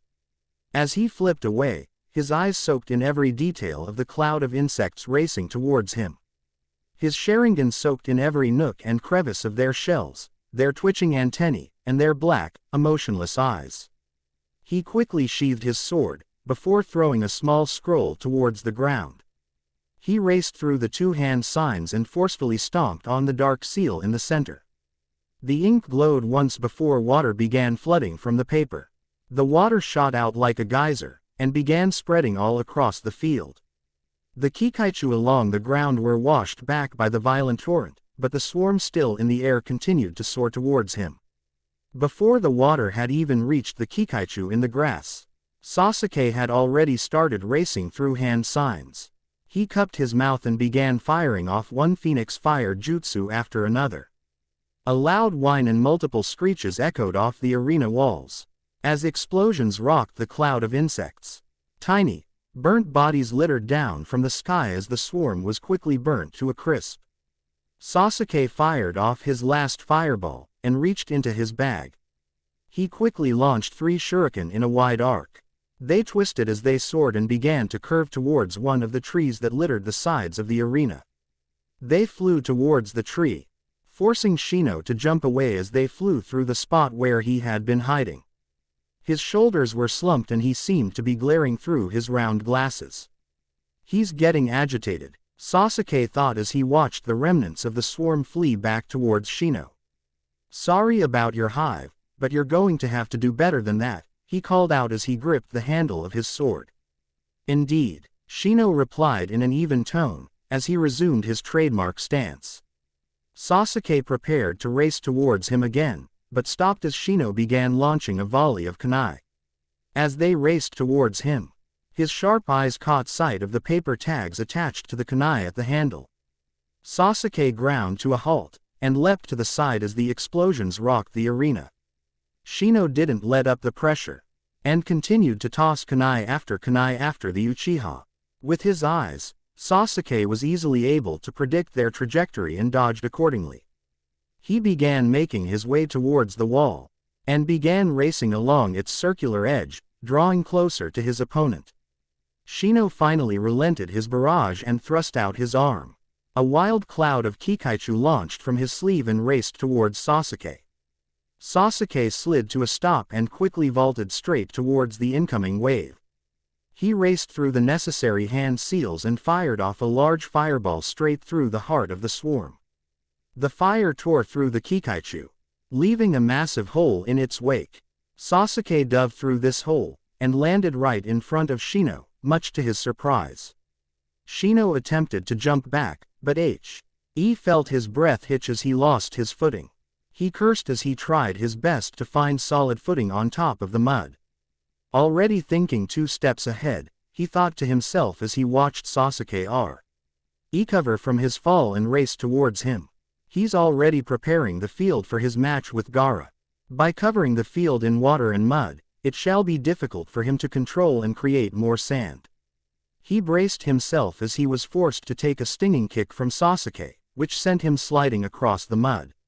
He quickly withdrew a kunai as he spied the raven-haired boy jogging towards him with his sword already drawn. Shino grunted as tiny cuts began coating his body. Taijutsu had never really been his strong suit, and he was absolutely being overwhelmed. He tried his best to parry the many strokes from Sasuke's blade, but more than a fair share were making their way through his defense. Sasuke smirked, as he got ready to stab the tip of his blade through the loop of Shino's kunai. All it would take was a swift twist and he would be disarmed. As he prepared to deliver his stroke, he paused as his Sharingan caught sight of Shino's head. Shino seemed to not really be looking at him, rather over his shoulder. His eyes widened and he quickly cut off his attack. He leapt over the boy and kicked him forward, straight into the small swarm that had been creeping up behind him. Shino quickly recovered and released more Kikaichu from his jacket. The two swarms melded together and contorted into the shape of a massive fist. He swung the massive form, but Sasuke was easily able to leap away. Ignoring the mud coating his hands, Sasuke flipped away, over and over, until, in the middle of one arc, he threw his sword into the ground. He landed on the handle, keeping himself balanced atop his palm. He smirked towards Shino as he began racing through one-handed seals. Shino's eyebrows shot up in panic as he watched electricity spark down the blade and connect with the layer of water that covered the field. Shino cried out in pain as electricity raced through his body. As if on cue, the massive swarm fell apart and dropped to the ground. That ought to have given his queen a shock. Sasuke smirked as he cut off the jutsu. Shino slunk to his knees as he desperately attempted to catch his breath. Every inch of his skin stung, and his mind faintly registered the stench of burning skin. His opponent refused to give him any reprieve as he raced towards him one last time. Sasuke curled his fingers into claws as he began spreading chakra across his body. Shino's eyes lit up in recognition as he desperately tried to stand up. Suga! Sasuke cried as he twisted and began twirling in a fierce tornado. Hiba's mouth hung open in shock, as he watched Sasuke plow into his teammate, sending him flying into the arena wall. Sasuke decelerated from his spin, sliding along the mud as he caught sight of Shino among the debris. Shino coughed as he attempted to push himself out of the rubble. He froze as he felt a thin but forceful pressure against his neck. He gazed over his glasses at Sasuke, who held his blade against his neck, ready to keep going. Shino almost chuckled as he let out a sigh. I apologize, Kunai-sensei. It seems I failed you as well. He turned his head towards Genma and nodded. I concede. He nodded and quickly raised his hand. Shino Aburame has forfeited the match. The winner is Sasuke Uchiha. It almost seemed like a bomb went off, as the crowd lit up in applause. Sasuke rolled his eyes as he calmly sheathed his sword. After wiping off the mud from his hands, he reached out and helped Shino to his feet. I hope I did not hurt your queen too much, he said, making sure Shino could steady himself. I see you did your homework before our match. She is fine, a little shaken, but she will easily recover. Thank you for keeping your word. Anytime. Sasuke nodded as the two shook hands. Blank. This is bullshit. Hiba fumed as he crossed his arms. Hiba. Kunai glared at him. But sensei, he stole my move. How the hell did he learn that anyway? He growled, Akamaru barking in agreement. The Sharingan is a powerful tool, Kakashi replied, tapping his headband. In case you didn't know already, it allows him to copy almost any jutsu he happens to see. While I agree he should have asked for your clan's permission first, he picked that up by watching your match with Neji in the preliminaries. That's so not fair, Hiba shouted, earning another glare from Kunai. Honestly, at times it felt like he was just hanging out with his mom instead of his teacher. Life usually isn't, but now maybe you can see why everyone holds the Uchiha in such high regard, Kakashi replied, gesturing at the cheering crowd. They were the backbone of our military and police for years. To the village, Sasuke has seen the last connection to that time. Hiba grumbled as he tightened his hoodie and sunk into his seat.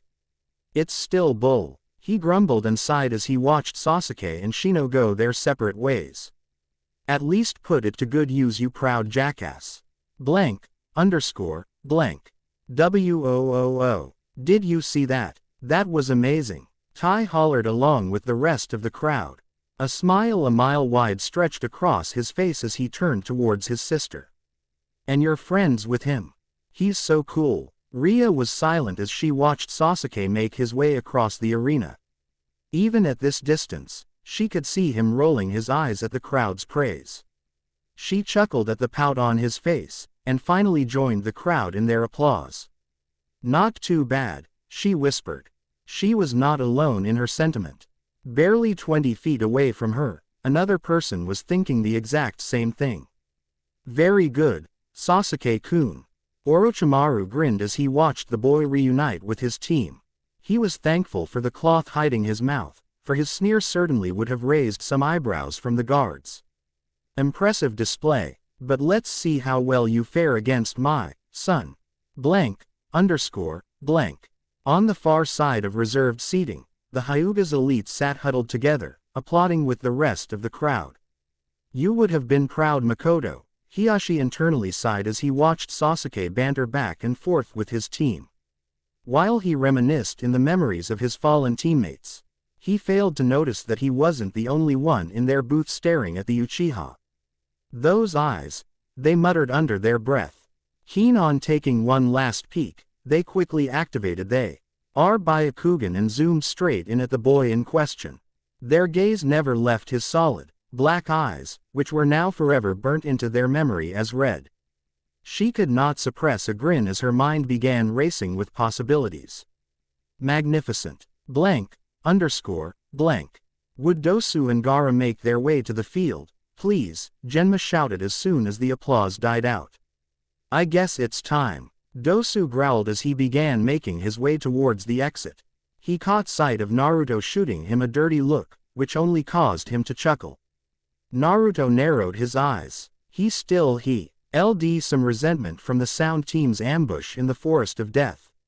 Although they, or rather Sasuke, had sent them packing, they had caught him in a bad mood. To be honest, he half wished he were the one who got to face Dosu. He is weak. He is barely worth my time, a voice murmured behind him. Team 7 turned around to face Gaara staring them straight down.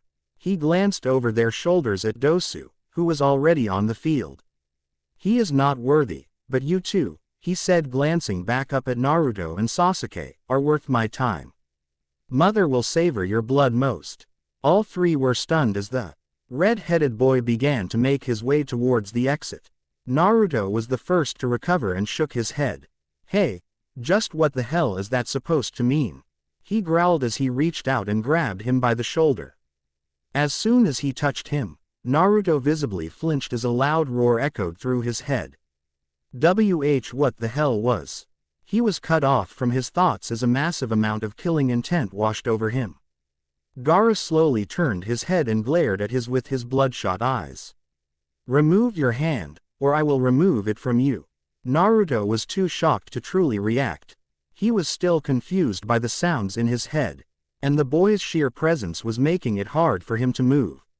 Naruto-kun, don't go starting a fight, Hinata quickly jumped in, pulling him back from the other boy. As soon as his hand left Gaara's shoulder, the fog of killing intent seemed to wash away. Gaara gave him one last glare, before making his way towards the steps. I honestly don't think it's possible for you to stay away from trouble, Sasuke remarked as he watched Gaara disappear down the stairwell. After not receiving a reply, he was surprised to see the blonde still slightly dazed. You all right? He asked, nudging him. Yeah, I'm fine, Naruto muttered as he watched Gaara emerge from the tunnel. Don't tell me he actually scared you. Naruto's response, or rather lack of one, truly surprised his teammates. No, it's not that, it's something else. What is it? Hinata asked. I'm not quite sure myself, Naruto muttered as his mind replayed the roar over and over again. He had heard that roar once before, and it did not settle his mind to hear it again. Something was wrong about that kid, and, whatever it was, it made the Kyuubi very unhappy. Hysteric shrieks swept the crowd as blood splattered across the grass. Nei-chan, Tai cried as Ria clamped her hands over his eyes. Of course this would happen. This was exactly what she had been afraid of. I said that's enough, Genma shouted as he watched Dosu's arms contort more and more, to the point where bones were painfully sticking out of his skin. Gaara paid him no mind as he tightened the sand's grip on his opponent. Dosu was currently encompassed by a cocoon of sand, which was crushing the boy's body at an agonizingly slow pace. The boy's prized gauntlet was in pieces, as well as the rest of the arm it was attached to. The corners of Gaara's mouth tugged into a grin as he raised his arms and began clenching his fingers. "You may not satisfy Mother's thirst, but you will do for now," he droned as the sand encompassed the boy's whole body. Before he could finish his work, he froze as his view was suddenly blocked.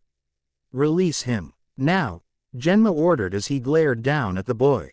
Gaara barely reacted as he turned to glare at the four cloaked Anbu agents, who had surrounded him. After staring down the man for a few seconds, he relented. It didn't matter. He'd be dead soon anyway. "As you wish." The sphere of sand fell to the ground, dropping Dosu along with it. It quickly retreated away from his bleeding body and returned to Gaara's gourd. As soon as Dosu reappeared, the medic team was on him in seconds, rushing him off the field.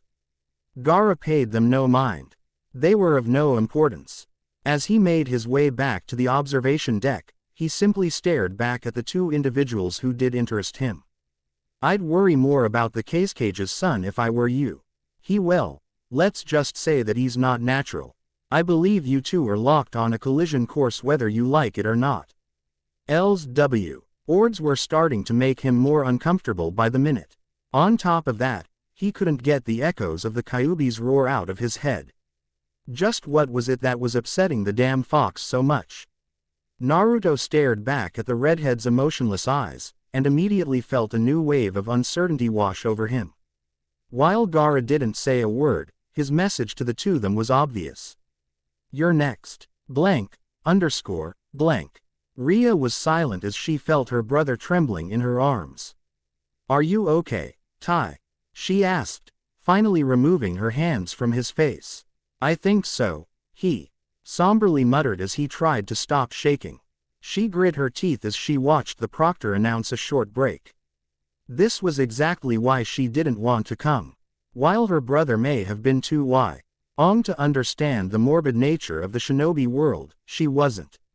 It was so easy to get caught up in the magic of all jutsu and fighting that you could forget that this wasn't just a game. Some of these people were here for blood. This was the reality of the shinobi life. "Grab your stuff. We're leaving," she said as she rose from her seat. "What? No," Tai exclaimed, clenching onto the handrails of his seat. "Yes, we are. I refuse to let you continue watching this." "But Ria, this is the first time you've ever let me see this. And it was probably the last. Now get up from your seat," Ria ordered. "Make me," Tai replied back as gripped the arm rests even tighter. A pause of silence echoed between the two as they glared at each other, neither willing to back down. "Are you going to make me drag you out of here?" Ria coldly asked, placing a hand on her hip. "No, we're both going to walk out of here once your friend has won this tournament," he replied with a fierce determination that honestly surprised her. "Why does that matter to you?" she asked. "Because he's your friend. You may be strict and annoying, but you're my sister. That means you look after me, and I look out for you." Ria shook her head and pinched her nose. "And what does that have to do with this?" Tai grew quiet as he looked down. "I get why you have to work all the time. You just want to take care of me, but you never look after yourself. You never go out to have fun, and you don't really have any friends. It's always just work, work, work." Ria felt her face growing hot as she began to notice people starting to lose their interest on the field and begin to stare at their argument. "Oh, she did not need this right now. But you finally got a friend, and he's the one who invited us to come here. You're always lecturing me about manners and junk, so isn't the polite thing to do to stay and watch him until the end?" She didn't know what made her angrier. That her brother had a fair point, or that she partly agreed with him. Honestly, she couldn't tell if he was just saying it so that he could stay, or that he meant it. Probably both. She rubbed her forehead to try ease the migraine she already could feel was coming. He could never just make things easy. She sighed and looked up at him. "Fine. We'll stay. On one condition," she finished, pausing the smile that had started to spread on his face. "If I think for any reason. That a match has gone too far and you are too young to see it, we are leaving. No ifs, ands, or buts about it. Are we clear, Crystal? He replied with a salute, before patting at her seat for her to retake her spot. She sighed and slunk back into her seat, desperately trying to cast off the attention they had drawn from their little conversation. Immediately, guilt began to rack up inside her. Had she made the right decision? Had she given in too easily? Not for the first time, she reflected on how she was truly not ready for this. While she had tried her best to raise her little brother, she just didn't know if she was doing a good job. How do you even prepare for being thrust into the role of a parent? How could you ever be ready for that much responsibility? Blank. Thank you for your patience, Genma called out after the giant red stain and pieces of bone had been washed from the field. Now, we shall continue. Hinata Hyuga and Jay Oshiro, make your way to the field. Come on, Miss Hyuga. Let's give the crowd a performance to lift their spirits, Jay winked as he made his way towards the steps. Good luck out there. Make sure to kick his ass just for me, Naruto smiled, giving her a thumbs up. You don't need luck, you're just fine without it. Make sure not to beat him up too bad, Sasuke said, giving her a thumbs up as well. She smiled and nodded before following Jay out to the grass. As they took their places across from one another, Hinata quietly settled into her Jiyuken stance, while Jay simply stood with his hands in his pockets as if he didn't have a care in the world. Remember, when I say the match is over, it's over. I don't expect a problem from you two, but don't make me enforce that again. And try to liven up the mood if you can, Genma whispered at the end, before addressing the crowd. All right, let the next match of the tournament begin. As soon as he waved his arm, Hinata activated her Byakugan. She grew tense as she waited for Jay to lunge at her, but he simply stood there as if he didn't have a care in the world. The crowd erupted in applause as the tournament finally started once again. However, even among the thousands of people present, one person managed to stand out more loudly than anyone else. Gu Hinata-chan, kick his ass. Woohoo. Quite a fan club you've got over there, Jay chuckled, nodding his head in the blonde's direction. She fought to stop the faint blush across her cheeks from growing from his sweet, yet embarrassing behavior. He's very supportive. Oh, I'll bet. Then again, it's easy to understand when he has a teammate as lovely as you are, he replied with a coy smile. She chuckled as her blush began to vanish. Flattery will get you nowhere, Jay-san. I have no doubt. Unlike other girls, you are a true kunoichi. Such trivial things such as appearances or suitors do not distract you. You focus on your goals, and take your steps in stride to claim them. Thank you, Hinata hesitatingly replied. My pleasure. However, you are not without your faults, he responded. Hinata was caught off guard. Excuse me, Jay chuckled, and began slightly strolling in a circle around her. Well, nobody's perfect. Everyone has his or her flaws. We all have scars, both physically and mentally. These scars in our psyche shape us into who we are. Her Byakugan flared as she watched him continue to talk. I'm pretty good at reading people. It's almost a necessity for my line of work. Now, do you want to know what I see underneath that proud kunoichi exterior of yours? Miss Hyuga. Hinata remained silent as she glared at the blonde boy as he stopped and turned to face her. I see a disappointing little girl who's too terrified to stand up to daddy. Silence fell upon the crowd as they anxiously awaited Hinata's response. Jay was slightly surprised as he saw a smile begin to form on her face. I can see what you are up to, Jay-san. Your tricks will not work on me. I have no idea what you're talking about, he coyly shrugged. I saw your genjutsu the moment you started talking. Amplifying your chakra through your throat. Your whole speech is a genjutsu to try and provoke me into attacking, allowing you to control the pace of our battle with your genjutsu, presumably making me more and more frustrated as we go on. Gives a whole new meaning to sweet talking. Doesn't it? Jay chuckled in response. Well, I didn't really expect that to work, but it was worth a shot, he shrugged.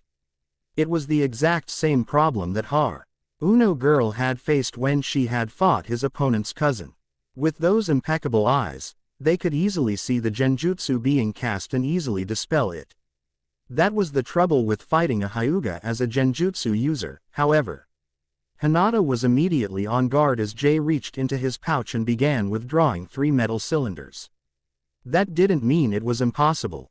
Hinata simply stared in confusion as he began to slide the pieces together. A flute. Naruto finished as he and the rest of the crowd watched on perplexed, as the Kumo nin finished assembling the metal instrument. A devious smirk split apart his face. As Jay raised the instrument to his lips. Let's put that Hyuga bloodline to the test, shall we? As the light notes began to fill the massive coliseum, the entire crowd drew unnaturally silent in order to listen to the melancholic melody. It seemed to lull them into an almost trance-like state. The notes echoed off the curved walls of the arena, even causing those waiting in lines to stop in their tracks. Hinata remained alert as the melody drifted over her. She shook off the lulling feeling and remained rooted in her spot. For a while, she simply stood there, waiting to make a move. Constantly monitoring her chakra network and carefully watching his through her Byakugan. Yet, nothing was happening. He wasn't using any chakra at all. He was simply standing there, playing away as if he didn't have a care in the world. Uncomfortable with waiting for him to make the first move, she shot off and began rushing towards him. Despite her rapidly approaching him, Jay still remained motionless with his eyes closed. She was within 1 foot of him. Her arm was sweeping up, prepared to knock the flute from his hands, when suddenly his eyes shot open and his fingers flied across the pads. Trilling a high note, Hinata's eyes shot wide open. She overloaded her feet with chakra and leapt away as hard as she could. What happened? Naruto asked as he and Sasuke watched in confusion.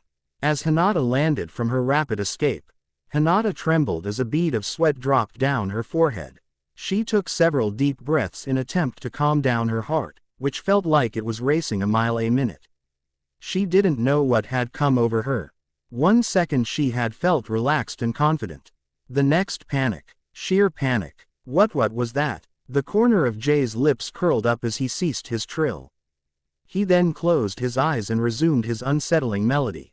Hinata clenched her hands as she wrestled her heartbeat back under control. Taking one last breath, she grit her teeth and raced towards him again.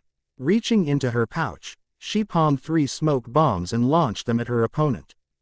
Despite this, Jay seemed unbothered as he simply stood still as purple smoke erupted beside him. Hinata raced into the cloud and launched herself into the air. The hiss of the smoke bombs covered her approach as she landed behind him. Just as Kakashi had taught her, she quietly began stalking her opponent. Creeping up behind him with measured steps. When she was within 5 feet, she paused. Crouching down, she began pumping her feet with chakra and prepared to attack him again. Just as she was about to spring off, Jay began trilling again, this time at a higher octave. Without thinking, Hinata twisted the weight of her feet and launched out of the smoke in the opposite direction. The audience gasped in surprise as they watched the Hyuga air retreat once again. This time she continued back away, further and further until she found herself with her back against the wall. As the smoke dissipated, Jay paused his song to turn and treat her with a smirk. Hinata had her hands on her knees as she panted. Her stomach felt like it was twisting into knots. What are you doing to me? She exclaimed. Wouldn't you like to know? He quietly taunted before launching into a new song. Hinata took 2 minutes to center herself before standing up. She in silent as she carefully observed her opponent. She couldn't keep playing by his rules. He was just leading her around and making her look foolish. It was time to take back control of this fight. She raised her hands and began racing through several hand signs. Raising her hand to her mouth, she cried, "Sweden, water bullets." 4 blasts of water fired off across the arena. This time, Jay was forced to move as he leapt and dodged away from the masses of water. Hinata continued her assault and chased after him from a comfortable distance. She continued pushing him back until he found himself with his back against the wall. He leapt backwards to avoid the final bullet, before attaching himself to the wall. Hinata chased after him, already racing through new hand seals. Sweden. Water needle barrage. The puddles along the ground from Hinata's water bullets began condensing together, firing off wave after wave of paper-thin needles up towards the wall. Jay raced along the curve as the needles peppered the wall in his wake. As Jay began dancing higher and higher up the arena, he looked down and noticed Hinata racing through more hand seals. Immediately, the water needles embedded in the wall stretched out and combined together into a thin tendril. His eyes widened as the whip-like appendage shot upward and grabbed hold of his ankle. His song was cut off as the tendril yanked him from the wall and threw him against the ground, knocking the wind from his lungs. His flute fell from his hands, rolling to the side. He winced as he opened his eyes, before rolling away as Hinata's foot smashed into the ground. He jumped to his feet to block the incoming blows. Jay grunted as she began pushing him back. It wasn't that he couldn't handle her. It was that it was so damn aggravating to have to focus more on dodging and slapping her strikes away due to her tedious tenketsu closing technique. His eyebrow rose as her fists ignited in blue flames and a set of fangs hovered over her palms. Even though he was blocking her strikes, he could literally feel his chakra being drained away.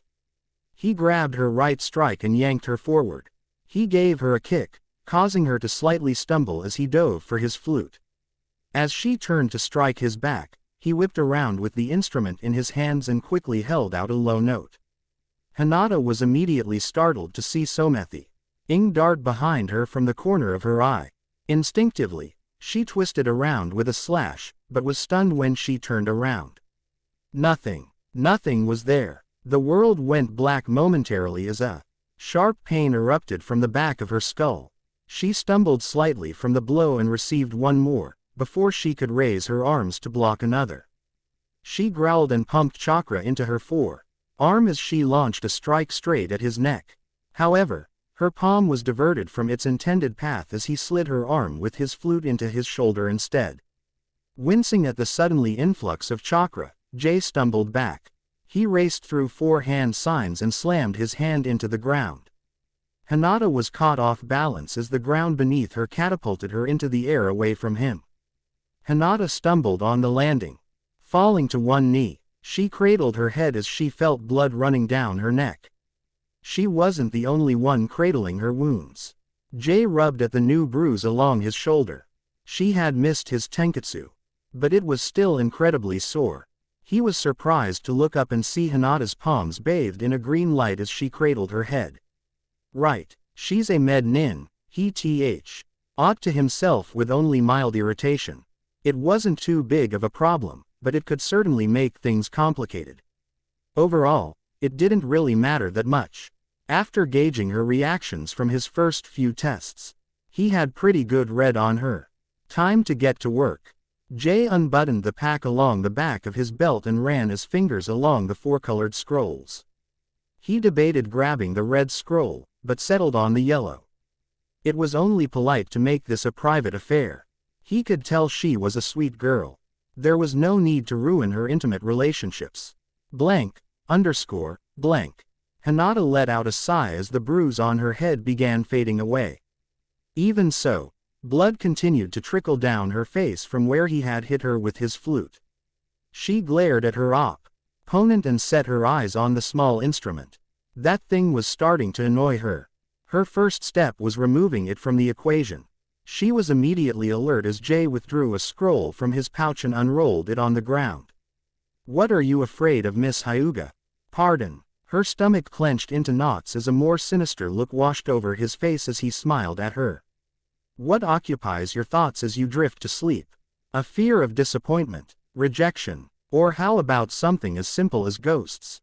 Subconsciously, the burning image of horned figure flashed into her mind, causing her to flinch. Jay chuckled as he noticed the last one strike a nerve. "Well, we'll see soon enough." Without warning, he twirled his flute into the air, like a baton. As the whole crowd was distracted, he raced through 12 hand signs and stomped on the scroll. Doden Entrapment. Symphony 7. Whispering Echo Chamber. Hinata leapt to the side as dark lines shot of the scroll and raced past her along the ground. They spread out, contorted into an intricate pattern stretching from one side of the arena to the other. Hinata was caught off guard as the ground began slowly rising around her. She glanced back in shock as a massive dome began encompassing a large portion of the arena. I cannot be trapped inside. She shot off and began racing over the rising walls towards the rapidly disappearing hole in the roof. She leapt off from the pillar of stone and twisted midair to run upside down on the dome. Jay caught his flute and rapidly began playing several notes. He aimed the end of the instrument at Hinata and fired off 2 bullets of air. The bullets blocked her path, sending her flying back. Quickly withdrawing a kunai, she slammed it into one of the stone pillars and began sliding down He stone with a sinking heart as she watched the hole close up, blanketing the entire structure in darkness. She continued her descent and quietly landed on the ground. Even though her Byakugan allowed her to see through the darkness, it still left her unsettled. She could still see Jay. In fact, he had decided to sit down in the center of a room towards the center of the structure. The scroll responsible for this construction was sitting right in front of him. From her perspective, it simply radiated chakra, which seemed to feed directly into the earth. Taking a deep breath, she collected herself and began making her way towards the outer wall. After walking down a short alley, she reached the edge of the dome. She reached into her bag and quickly withdrew 3 explosive tags. After placing them against the wall and retreating a safe distance, she made a hand sign and activated them. The explosion echoed off the wall, sending debris flying everywhere. To her disappointment, she could only watch as the minimal damage she had inflicted was repaired. With her Byakugan, she could see a steady path of chakra leading from the scroll to the damaged section of the wall. She sighed as she leaned against a wall. Great, she couldn't bust her way out. She'd have to destroy the scroll first, and the only way to get to it was to traverse his stone maze. She was forced to play his game, whether she liked it or not. At least she could see through the walls with her Byakugan. With that one consolation in mind, she set out along the dark corridors. Blank. What's going on in there? What is he doing to her? The Sharingan can only see traces of chakra, idiot. I can't see through walls, Sasuke replied in irritation. Naruto grit his teeth as he turned towards Neji, who was observing the match through his Byakugan. Well, Neji remained silent for a few seconds, before dryly stating, it appears to be some sort of a maze. Hinata-sama is located about 30 degrees to your right on the opposite side of the arena. Her opponent is sitting within a structure about 20 feet into the air in the very center of the dome. Naruto was quiet as he gripped the rails. I don't get it. What's the point? Quote, he called it a echo chamber, correct? Shikamaru spoke up, settling in next to Naruto. My guess is that he's planning on amplifying the effects of whatever he's doing with that flute of his. But just what is that flute doing? Sasuke asked as they stared off at the stone structure. Kakashi was just as frustrated as his students. Not just because he was unable to watch his student, but also because he had been surprised at how well the boy had outmaneuvered Hinata from the start of the match, by barely moving a muscle. All she would do was draw close to him, and then immediately bolt off. He glanced across at the Kumo Junin sitting 2 down from him. Care to explain what's going on? The man simply chuckled as a sly grin lit up his face. That boy is perhaps the cleverest person I've ever met. He turned towards Kunai and asked, as the expert, why don't you bring the genin up to speed about musical genjutsu? The group turned to face Kunai and she replied, musical genjutsu is the application of converting chakra into sound waves and affecting the target's mind through their auditory senses. Textbook definition if I've ever heard one. The Junin chuckled. Yes, musical genjutsu is just another method of spreading your chakra into a target to affect their chakra system. But that still doesn't explain why it'd work on a Hyuga. Kiba cut in, they could still see it with their Byakugan. Hinata even saw him do it earlier in the match. You're absolutely right. It wouldn't normally, which is why he found a way to circumvent that. He smiled and turned towards Kakashi with a coy smile. Do you believe in ghosts, Hitaki-san? Not at all. Well, neither does Jay, but as a genjutsu user. He was intrigued about why we fear the supernatural so much. To better understand what causes fear in the human mind, he actually went out and camped in reportedly haunted locations. As UKN, Ao Genjutsu is all about awareness in the subject. If he could find a way to emulate that atmosphere with his flute, he could push his opponent to react the way he wanted. A proud smile washed over his face as he sighed.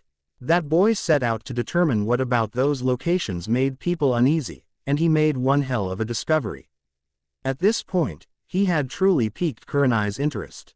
What was it? She curiously asked. He discovered that at each of these locations, there was a faint sound wave that echoed throughout the area at a pitch too low for the human brain to recognize, usually caused by old pipes. He calls it infrasound. It's a whole bunch of technical mumbo-jumbo, but the gist is that while our ears can't pick it up, that doesn't mean the rest of our body doesn't react to it. It actually elicits fear in the body. The heart starts beating at an increased rate. Kakashi's eyes widened as it started to piece together. That explained Hinata's violent reaction when she got close. Not just that, it also plays nasty tricks on your eyes, causing them to vibrate. He believes that's why people believe to see ghosts at those locations. He leaned back in his chair as Kakashi. I reflected on Hinata's random reaction before she got hit in the head. Now mix that with chakra and you have a deadly recipe. He's not affecting her chakra network like regular genjutsu. He's attacking her through biology. And her brain is filling in the rest. Even with her Byakugan active, he can cause her to see illusions by forcing her body to panic. The worst part, the closer she gets to him, the worse it shall become. Kakashi was quiet as he processed this information. He and Guy shared a look before turning back towards the arena. Something didn't feel right. While the participants who had made it this far in the exam were expected to have a Chunin skill level, this felt like more than that. The whole team from Kumo was starting to unsettle him. Naruto's opponent had certainly been above Chunin level and apparently so was Hinata's. He cast an eye down at the tan boy below him, whose leg was still bandaged in a cast. While he had failed to demonstrate his own abilities, from how his teammate described him, he was a tracking and summoning expert. What other tricks were they hiding? Kakashi glanced at the Junin. That's quite impressive of him to start his own research mission. Takes a lot of motivation. As if. L muttered beneath him. Ko and their Junin shared a chuckle at his response. Well, let's just say he wanted some time out of the house. His mother can be quite the slave driver. There is a reason he's so good at his music. Practice, practice, and more practice. He'd rather be out making googly eyes over girls, but his mother is very vocal that he should be focusing on his studies. Studying genjutsu is his way to escape from that, Ko informed them before turning to his teammate. L, did you see which color he chose? Yellow. He grunted. Okay. Good, Ko sighed in relief. Much to the other Genin's confusion. What do you mean? Ino asked. You'll see, he chuckled, refusing to say anything more on the matter. All the group could do was sit here and wait until someone emerged from the structure. The Junin was silent as he thought about the match. Poor girl, she seemed like the nervous type. Jay was going to give her a heart attack. Even with her Byakugan, she was in for a rough ride. All he has to do is give her an outlet, and her brain will do the rest of the work. Blank, underscore, blank. Despite the loud murmurs of the crowd outside, the dome was enveloped in almost utter silence. The only sounds were the melodic tones of Jay's flute bouncing off of the walls. Hinata was cautious around every turn, preparing for a trap. Even though she could see through the walls, she didn't want to take the chance. It was honestly starting to unsettle her. She had been walking around this ridiculous maze for 10 minutes. And she didn't seem to be making any headway. Every time, she seemed to grow closer to the center, the path seemed to deviate and led her away. Not only that, but she could not shake off the uncomfortable feeling that she was being watched. Even though she could still see Jay sitting comfortably at the center, she couldn't help but feel as if a set of eyes of watching her. Every time the paranoia attempted to settle in, she would pause and take a deep breath. She didn't know what it was, but she was growing increasingly unsettled, and she didn't know why. Another thing was that her eyes were feeling funny. Her vision would occasionally grow fuzzy and they would water a little. All the while, she was already planning on what she was going to do when she reached her opponent. An explosive kunai would probably destroy the scroll, and disrupt whatever his flute's music was doing to her. She'd have to be careful though. If he knew she was coming, he could easily repeat whatever the hell he was. Her eyes widened, and she ducked back as a massive sword stabbed straight through the wall an inch above her face. She stumbled onto her back as the blade was yanked from the wall. She rolled to the side as stabbed again and again, more violently with each thrust. She retreated around the corner as watched the wall with shallow breath. She was having a hard time breathing. Her voice just meant to be lost as she recognized the figure behind the wall, but it was just impossible. The massive sword carved through the wall again, creating two diagonal lines into an X. After a moment, the hulking figure smashed through the stone, sending dust everywhere. As the dust settled, she could only stare with her mouth open at the unmistakable silhouette in front of her. What? But you're dead. I got over it. The figure growled as it tossed several kunai towards her. She ducked behind the wall, and ducked down as the massive Kubikiribocho hacked into the corner of the wall she was hiding behind. She stumbled to her feet and started jogging away as the figure lumbered into the alley, tugging its sword out of the stone. How could he be here? He died in wave. She desperately though. UGHT as the dark figure chased her down the halls. Panic was overriding her composure as the figure relentlessly hunted her down the dark corridors. You're going to pay for what you did to me. The voice echoed off the walls, followed by the clang of metal on stone as he slashed through the stone walls in his wake. I'm gonna hack you limb from limb, and once I'm done, I'm gonna dismember those other brats. After all of that, I'm going skin that bastard Kakashi. At Kakashi's name, her mind froze and she slowed down to a halt. She simply stood there, with her head pointing down. Her panic, startled to settle as one singular thought echoed in her mind. It was impossible. Kakashi did kill him. Her eyes hardened and she turned around as the figure twisted around the corner. The demon of he mist's eyes seemed to glow red as he hunched over.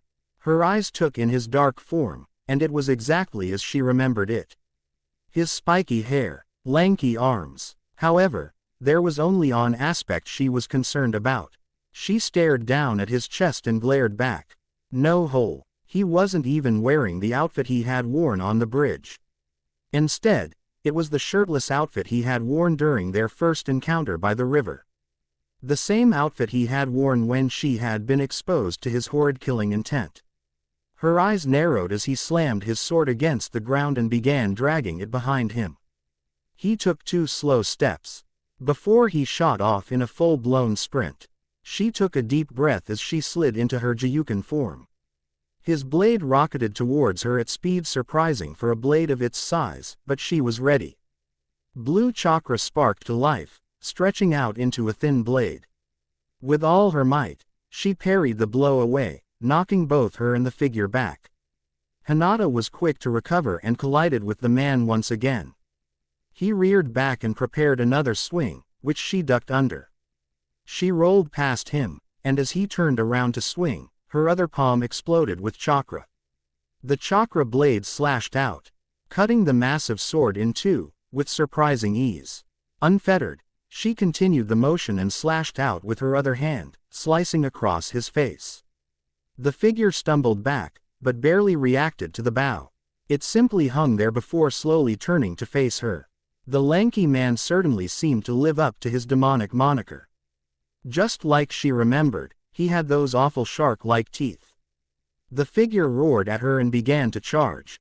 In one swift motion, she sliced upwards, dismembering the figure's arms from its body. As it let out a blood-curdling roar, she stabbed forward. Straight into the man's mouth. It simply seemed to freeze there, as if unable to comprehend what had happened. With a grunt, she twisted her arm and yanked the beam of chakra out of its head. The silhouette crumpled to the floor as its legs gave out beneath it. Standing victorious over the figure, her eyes started going fuzzy and tear again. She rubbed them away with the back of her hand. And she froze once she looked down again at the figure. In the place of the demon of the mist was a mud-like caricature of a man, slowly dissolving into the ground. "Mud clone," she whispered in relief as she took a few steps back and leaned against the wall. She let out a deep breath as she sunk onto the floor. For a few minutes, she simply sat there, letting her heartbeat die down. Despite the eerie quiet that had settled over the maze, her mind was racing in 100 different directions. The more analytical side of her was considering what exactly had just happened, the softer side of her was just relieved it was over. But the predominant thing echoing through her body was shame. She was supposed to be a kunoichi. Someone unfazable and steadfast in the heat of the moment. She had taken one look at him and simply panicked. Instead of facing the problem head-on, she had ran. Not because it was a tactical retreat, but because she was scared. Scared of something as silly as a ghost. Her eyes narrowed as she remembered Jay's taunt from earlier. "What are you afraid of, Miss Hyuga? A fear of disappointment, rejection, or how about something as simple as ghosts?" He had planned this. Had he trapped her in a genjutsu at some point? After sending a quick pulse through her system, she was relieved to find nothing had changed. If it wasn't that, then what? Her eyes narrowed as the melancholic music echoed through the dome. Whatever he was doing, it had to do with that flute. Whether he was somehow trapping her in a genjutsu without her knowing it or simply casting some jutsu she had never heard of before. It didn't matter. Her plan was the same. She pushed herself up and brushed her pants. After taking one last look at the pile of mud, she set back off through the maze. Blank, blank. Jay slightly paused as he felt his connection disappear. Stage 1 is complete, he thought as he closed his eyes once again. He didn't expect the first mud clone to take her down. She was too far away from his music for her to be affected too much. At this distance, she'd only start to see the hallucinations, but, at the very least, it should have worn her down a little. Now that the physically stage was over, it was time to switch to a more emotional approach. Blank. Once again, Hinata winced as her eyes started to water, and angrily wiped away the tears. It was really starting to bug her. She didn't know what it was. On top of that, her vision kept going fuzzy and it growing discomforting. Perhaps she was simply allergic to something in the air. Even with her med-nin training, she wasn't exactly trained for. Hinata froze as the scream permeated throughout the maze. She pressed her back again, sank the closest wall and slowly peeked around the corner. Seeing nothing, she frowned and glimpsed up at Jay, who still remained motionless. She felt her guy clench up as the whimpered scream erupted again. This time, however, her heart stopped as she recognized the voice. She slowly crept around the corner and began tiptoeing towards the next intersection, growing closer and closer to the painful sobs of something off to her left. Her hand shook as she gripped the wall and turned around the corner. At the end of the corridor sat a hunched figure, leaning against the wall. The figure was covered in blood and taking incredibly shallow breaths. Her heart caught in her throat as she spied the mob of blonde hair. The figure slowly reared up its head and weakly reached out to her. "Hinata-chan, please help em." He was cut off as a hand shot out around the corner and dragged the boy into the darkness. Without a second thought, Hinata chased down the corridor after him. Her mind was on autopilot. As she shot around the corner, her breath caught in her lungs. Blank, glassy eyes stared up at her. The boy's hands lay limp across the ground, as a huddled figure sat beside him, ripping into his flesh. The creature froze and seemed to sniff the air, before turning its head in her direction. Hinata was paralyzed as the creature turned and she finally caught sight of its eyes. Each were bright red with two tomos spinning inside. The creature's arms lay hanging by its sides. Its arms and face covered in flaming black markings that only accented the crazed look in its eyes. Sasuke. Agree. N split apart its face as the boy simply shook his head. To her utter horror, his head began twisting around, far past the point where a human should be able to. It raised its hands towards the side of its head facing her. She took a step back as it parted its hair, revealing a yellow pair of eyes staring back at her. The pale face seemed to delight in her terror as she took a step back. "No," she gasped. "I told you before, Sasuke is mine, Hinata-chan. Now and forever. But don't worry, you're next," Orochimaru chuckled. Hinata could barely breathe, let alone move. She tried her hardest to turn around and run. But she simply couldn't do it. She wanted to do anything. Scream out in fear even, but her voice was trapped in her throat. The Sannin chuckled before hissing and launching towards her with his elongated neck. Instinct took over as her palms erupted to life. An uncomfortable squelching noise bounced off the walls followed by a dull thud as the creature's head dropped to the floor.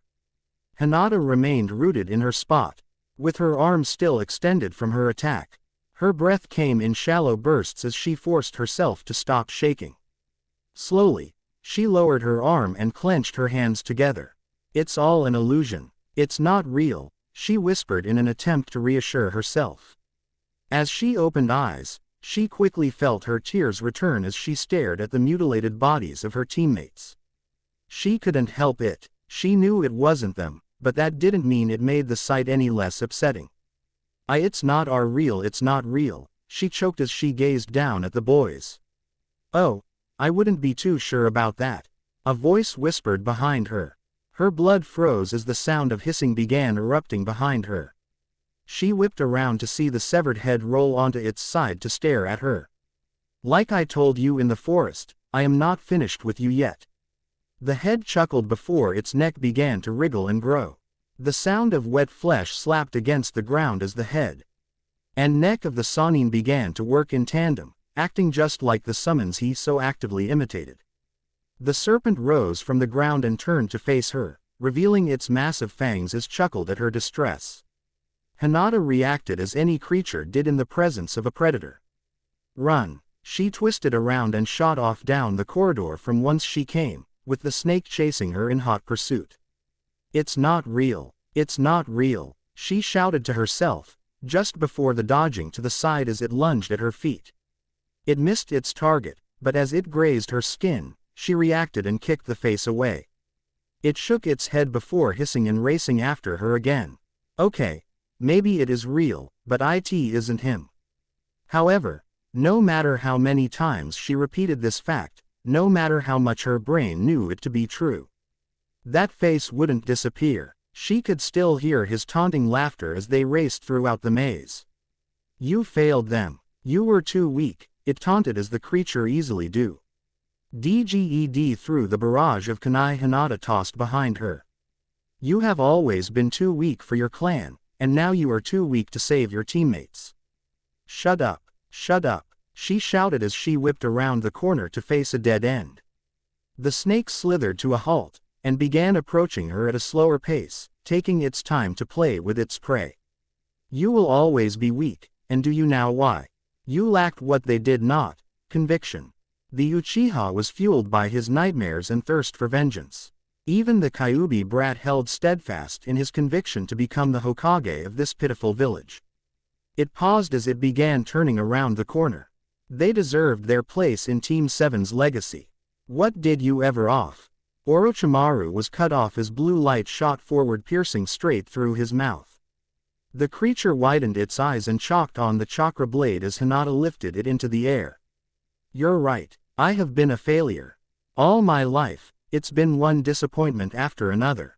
I could never live up to my father's expectations, I was unable to protect Sasuke from you, and I was too cowardly to reach out to Naruto when he needed people most," she spoke somberly, before glaring and pulling the Sannin's face up to hers. "But you know what? I am a proud failure. I make mistakes, but I also learn from them. And just like the two of them, I will never give up. Not now, not ever." She reared back and slammed the blade into the ground, watching the creature's tail wriggle in panic as it desperately tried to escape. Its eyes seemed to panic as her other palm ignited a chakra blade as well. "And I certainly won't give up to a pathetic snake in the dirt," she cried out as she stabbed the snake with her other hand, before twisting both blades and slicing the creature into 4 pieces. She remained silent as she began to see the white skin of the tail begin to disappear, revealing the deteriorating body of another mud clone. As the illusion began to approach its face, one eye swiveled around and glanced at her. "I will be back for you." Without another word, the multiple bodies of mud sunk into the ground without a sound. Blank, blank. Jay opened his eyes as he began to hear footsteps approaching from down the hall.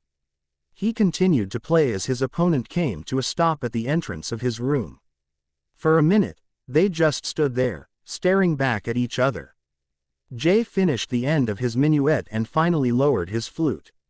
"Welcome, Miss Hyuga. I must say, you don't seem too pleased to see me." Indeed she didn't. If her teammates had been there, they would have been shocked. It was very rare to see Hinata angry. She was an incredibly patient person with a deep sense of compassion. Seeing her frown at someone was just unheard of. But she wasn't angry. She was pissed. "What you did to me, it was uncalled for." "It's a competition," Jay shrugged. "It was cruel," she exclaimed, her voice echoing off the walls of the room. "Not my fault. You can blame yourself for what you saw," Jay calmly replied as he rose to his feet. "What are you talking about? I don't know how you cast a genjutsu on me, but this is your illusion. Like any conductor, I simply guide the performance. The members of the orchestra are the ones who control how the music sounds." Jay paused as he tapped his head with the tip of his flute. "I simply guided your body to respond to certain stimuli, such as being attacked or seeing someone you cared for getting hurt. Anything after that was all on you. My music simply influenced your mind to project your thoughts onto these situations. Any particular person that showed up or what they said all came from your own subconscious. Even I can't get that far into your mind while you have the Byakugan." Hinata remained silent, but continued to fix the boy with a fierce glare. "What does your flute actually do?" "Well, you've made it this far, I might as well reward you," he replied as he began spinning his flute in his hand. "To sum it all up, I play, you panic, and your mind does the rest. And your mud clones, simply a blank canvas for you to project your fears. Due to the nature of my technique, I would have a hard time doing this out in the open, but in here," he remarked, throwing his arms outward, "the sound projects everywhere, amplifying its effects. The closer you got, the more violent the response." Jay stopped spinning his flute and his grin disappeared. "And now, here we are. The climax. I will not be fooled by your clones anymore," she declared, striking into her Jiyuken stance. "I know you won't." He chuckled as he raised his flute to his mouth. "At this distance, I won't even need them." Hinata took 3 steps before she froze in her tracks. She grit her teeth as Jay began playing a more frantic melody. She could literally feel her heartbeat rising and falling to the pace of the song. Still, even as her sight began to blur, she fought with as much self-control as she could muster and took a step, and then another step, and another. While it was at a snail's pace, she began making her way across the room. Her eyes locked with Jay's, sending an unspoken promise. "This will not stop me." Jay seemed amused, and then proceeded to glance over her shoulder. She started to turn her head, but just as quick forced it back forwards. No, she would not fall for his tricks again. Besides, part of her didn't want to know. Based on what her subconscious had subjected to her before now, she didn't want to know what she would see within this close proximity. As she gazed up into his eyes, she caught a glimpse of the reflection and froze. Jay was too far away to get a clear outline of what was behind her, but she didn't need it to identify what it was. The turquoise glow was more than enough. She fought from falling to her knees as it stepped out from the Byakugan's blind spot. It was just as she had remembered it. Sharp, curved horns sticking from its forehead, a blinding turquoise light pulsing from its body, and its eyes. Empty, white eyes that seemed to stare straight into her soul. In that moment, as she gazed into those eyes, she collapsed. Her knees gave out, and she fell onto her hands. Everything came rushing back. The panic she had felt that day in the library, and every nightmare that occurred afterwards. She simply sat on her knees, twitching, as her heartbeat began racing higher and higher. Blank, underscore, blank. Jay blinked in surprise as he glanced at the empty space behind her. He had expected a strong reaction, but not quite this severe. From what he had learned of the girl's past, he had expected that she would have seen her father or, if she had any lingering regrets, her mother. This wasn't a response to either of those. If it was her father or mother, he would have expected her to break down crying and start apologizing, but this was absolute terror. What the hell had she been exposed to that he didn't know about? He needed to end this quickly. Her heart was beating too fast. If he didn't act, she could suffer a heart attack. With that in mind, he slowly began making his way across the room. Blank, underscore, blank. Memories were racing through Hinata's mind one after the other. She was forced to relive every panic-induced nightmare that had sent her screaming awake. Through every horrid moment, he was there, simply standing there in the back, his dark silhouette taunting her every dream. In a blink, she was back in the body of her 10-year-old self. The figure towered over her as she huddled into a ball. "Why? What do you want from me?" she screamed in her mind, only to be met with dull silence. "Why? Why me? What is it you want me to do?"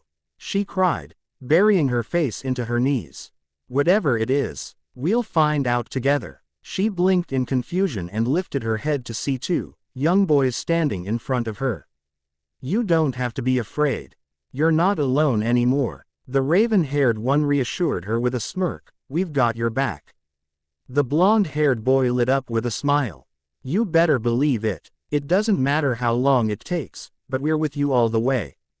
We made a promise, and you know how I am about promises," he chuckled as they both reached out their hands. Hinata remained silent as she chuckled, wiping away a tear. After a pause of hesitation, she reached out and gripped their hands. "You both are such idiots." "Yeah, but we're your idiots." Blank, underscore, blank. Jay slowed down the tempo as he finally stood in front of Hinata. Carefully trilling with one hand, he began reaching into his pouch for a kunai. One hit to the head and this would be over. His breath caught in his throat, bringing his song to a halt. As Hinata's eyes shot open and she nailed him in the stomach. Jay wretched as he stumbled away, giving Hinata enough time to rise to her feet. Impossible. No one overcomes their fear that fast. It's just not that simple. You can learn to control it, but that takes time and practice. A single tear rolled down Hinata's face before she looked up and glared at him. "I don't know how you broke out. But no one overcomes their fears that fast," Jay growled as he began pumping more chakra into his throat.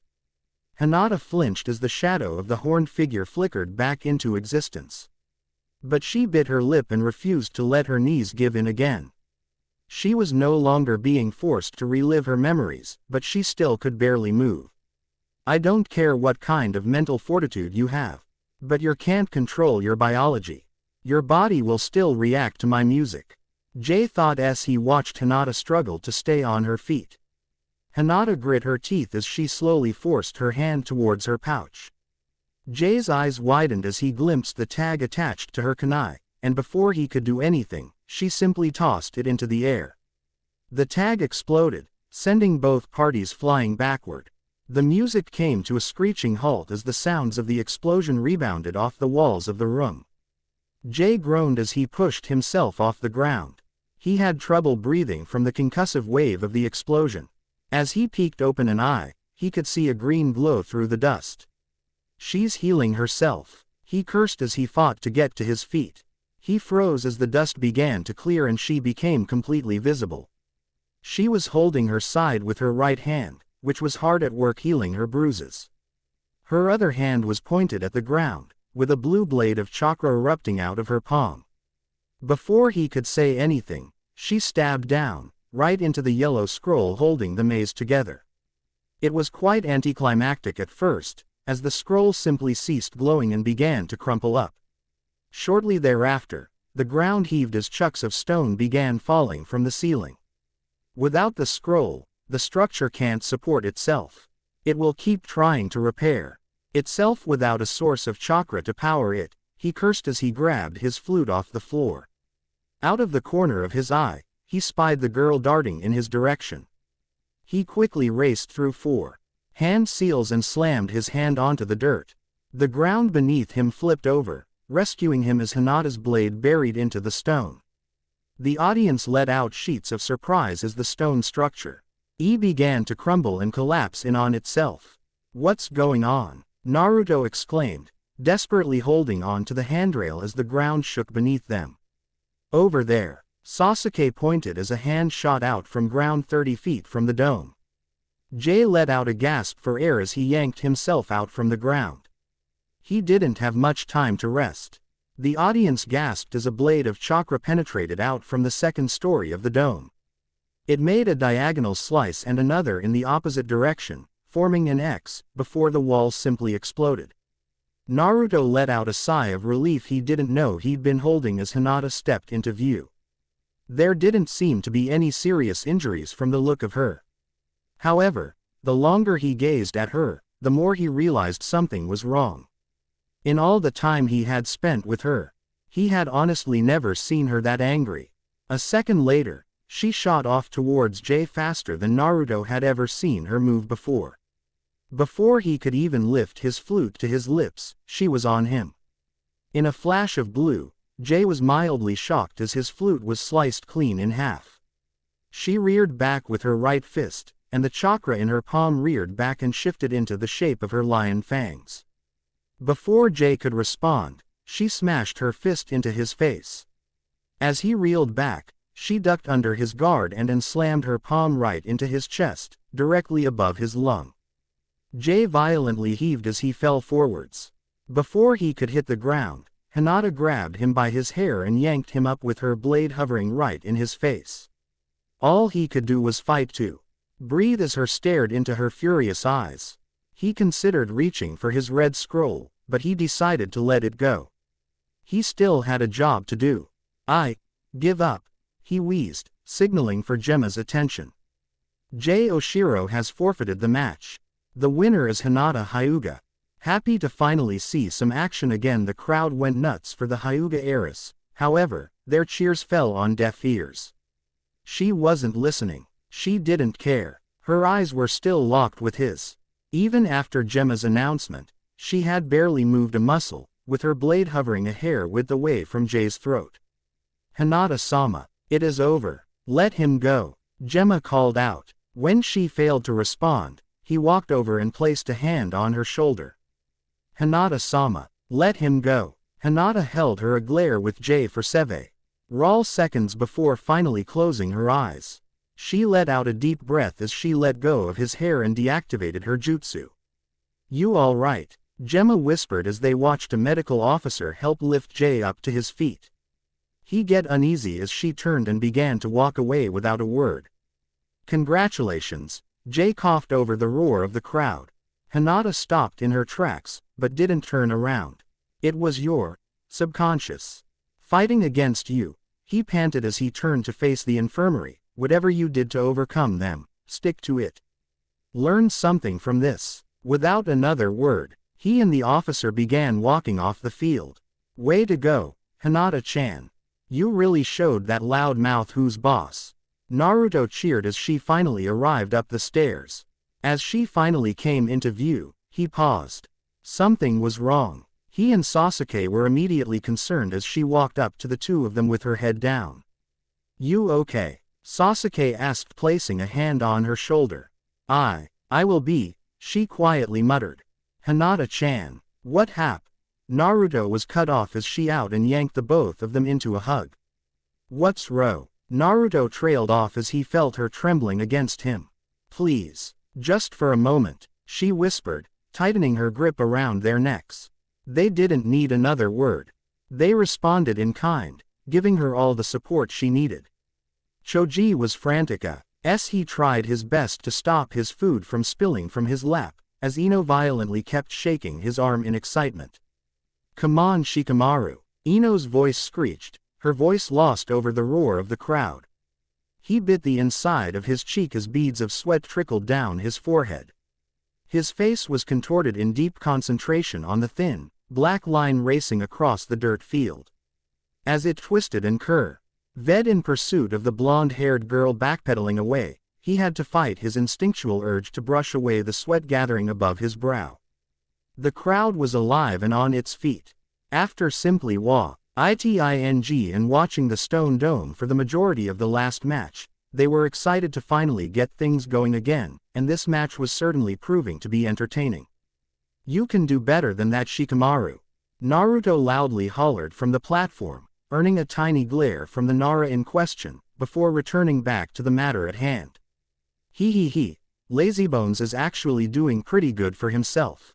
Don't you think, Hinata?" Naruto chuckled. His cheerful demeanor slightly faded when she simply nodded and kept staring down at the arena floor. He grew quiet as he glanced at her out of the corner of his eye. He was really starting to grow worried, and he didn't really know what to do. Ever since she had returned from her match with Jay, she had barely said a word. After clamping Sasuke and himself into a firm hug, she refused to lighten her grip for a good 5 minutes before she finally settled down. Afterwards, she had simply murmured that she wasn't ready to talk about it and took her place along the balcony. Of course Sasuke wasn't much help. He glanced across Hinata and sent the boy a small glare, to which he simply shot him back a look that said, "Hey, you're better at this emotional thing than I am." So here he was. He just felt stuck, not knowing what to do as one of his best friends seemed to be in lockdown. He was about to speak when he noticed Neji making his way towards them. The pale-eyed boy simply ignored Naruto's glare as he casually took a spot next to him at ledge. He glanced past the irritated blonde at Hinata, who was still staring down, deep in thought. "Congratulations are in order, Hinata-sama," he spoke, stirring her from her daze. She glanced once in his direction, before mumbling a soft thank you, placing her hands along the railing. Quote, "Despite that I cannot help but feel slightly disappointed," he slightly scolded, waiting for her reaction. "She won, didn't she?" Quite ferociously to boot, Sasuke defensively responded, sending him a slight glare from her other side. "Oh, I must agree, I've honestly never seen her quit that angry before. I'm referring to the rest of her performance." Hinata sent him an odd look as he pushed off the railing and walked past her. He stopped alongside her, and without turning his head whispered, "I could see everything." Hinata felt her face grow hot as she realized Neji had seen her mild breakdowns inside of the maze. "And if I could see them," he trailed off. This time, she felt her heart drop, as a cold feeling spread across her chest. Naruto grew increasingly worried as she started shaking, and her head whipped around towards the other side of the stadium. "That's right. Most of the clan, including the council, surely saw it as well," Neji finished. Her grip on the guardrail threatened to bend the thin metal frame. She felt her breath hitch as wave after wave of embarrassment and fear race across her body as the implications started settling in. "So what?" Naruto cut in, stepping between the cousins. "Whatever happened, she was under a form of genjutsu the Hyuga have never had to deal with before. They'll understand that." Neji chuckled as he cast his attention towards Naruto. Quote, "Then you really don't know much about the Hyuga Council, do you? The main branch is far too prideful to admit that any form of genjutsu would be able to surpass the Byakugan, especially one developed by a genin of all things." Sasuke clenched his teeth, as he knew the older boy was right.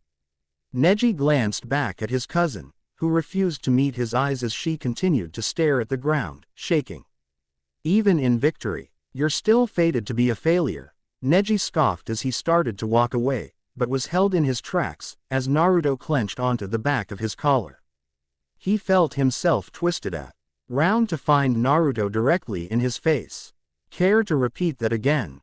"Gladly. The same could be said about you as well," Neji replied, staring straight back into Naruto's glare. As much as he wanted to see this play out, Sasuke reached out and grasped Naruto's hand on Neji's collar. "Naruto, don't do anything stupid. It's not worth getting disqualified for starting a fight now," Naruto growled, as he stared back at Neji's relaxed eyes, whose gaze simply seemed to be begging him to take a swing. As he was about to open his mouth, an incredulous roar burst from the crowd, garnering their attention. Shouts and boos rained from the crowd as Shikamaru started walking away from the blonde-haired girl who stood frozen in place, absolutely shocked by what she had just heard. "What did he say?" Naruto asked in confusion. "He gave up." Kankuro chuckled from the other side of Sasuke as he watched his sister began ranting at the Nara's retreating backside over her false win. "He what?" Naruto exclaimed, momentarily forgetting his quarrel with Neji as his eyes whipped around to follow Shikamaru as he made his way back. Naruto let the Hyuga go, as he joined in with the conclave of boos that showered down from the rest of the crowd. Neji simply dusted off his shirt as he flattened out the wrinkles in his collar. As the crowd continued to boo, the announcer came back out and tried to gain some control back over the stadium. "What the hell is wrong with you, Shikamaru?" Naruto exclaimed as the lazy Nara arrived from the stairwell. "What? Can't help it if I run out of chakra. What a drag too. I almost had her," he sighed as he rubbed the back of his neck. A tick mark grew on Naruto's forehead as he angrily tapped his foot. "Oh, of course you did. I bet she was running you ragged the entire time." Naruto huffed in exasperation. Shikamaru shot him an irritated glance. "Were you actually watching the match?" "Of course I was, until that stupid bastard started bothering Hinata-chan. Speaking of which, Naruto," Sasuke cut in. "What? If you're really that riled up, now's your chance." "Huh?" Naruto asked, tilting his head in confusion. Sasuke rolled his eyes and simply pointed at the screen above the stadium, where Naruto's face was plastered alongside Neji's. "You're up," Sasuke said, glancing back at Neji as he calmly made his way towards the staircase. "About time," Naruto growled, cracking his knuckles. He was about to step away, when he felt a hand grab his shoulder. He looked back and was surprised to see Sasuke staring back at him with an expression he hadn't really seen on him before. "Kick his ass," Sasuke said with a glance at Hinata, who hadn't noticed their pair. Instead, she was watching her cousin make his way towards the center of the arena with a look of disappointment. Naruto gave him a small smile and nodded. "Gladly. ___. Meanwhile, now why did we have to watch from somewhere like this? Honestly, all the money you make from those novels, as you love to call them, surely you could have afforded somewhere better than this. Now, I'm sure Jiraiya-chan has his reasons. Besides, would you streetly rather be the center of attention as everyone stared at us?" An elderly man's voice responded. "That's not the point. He could have at least picked somewhere less windy," the elderly woman's voice responded.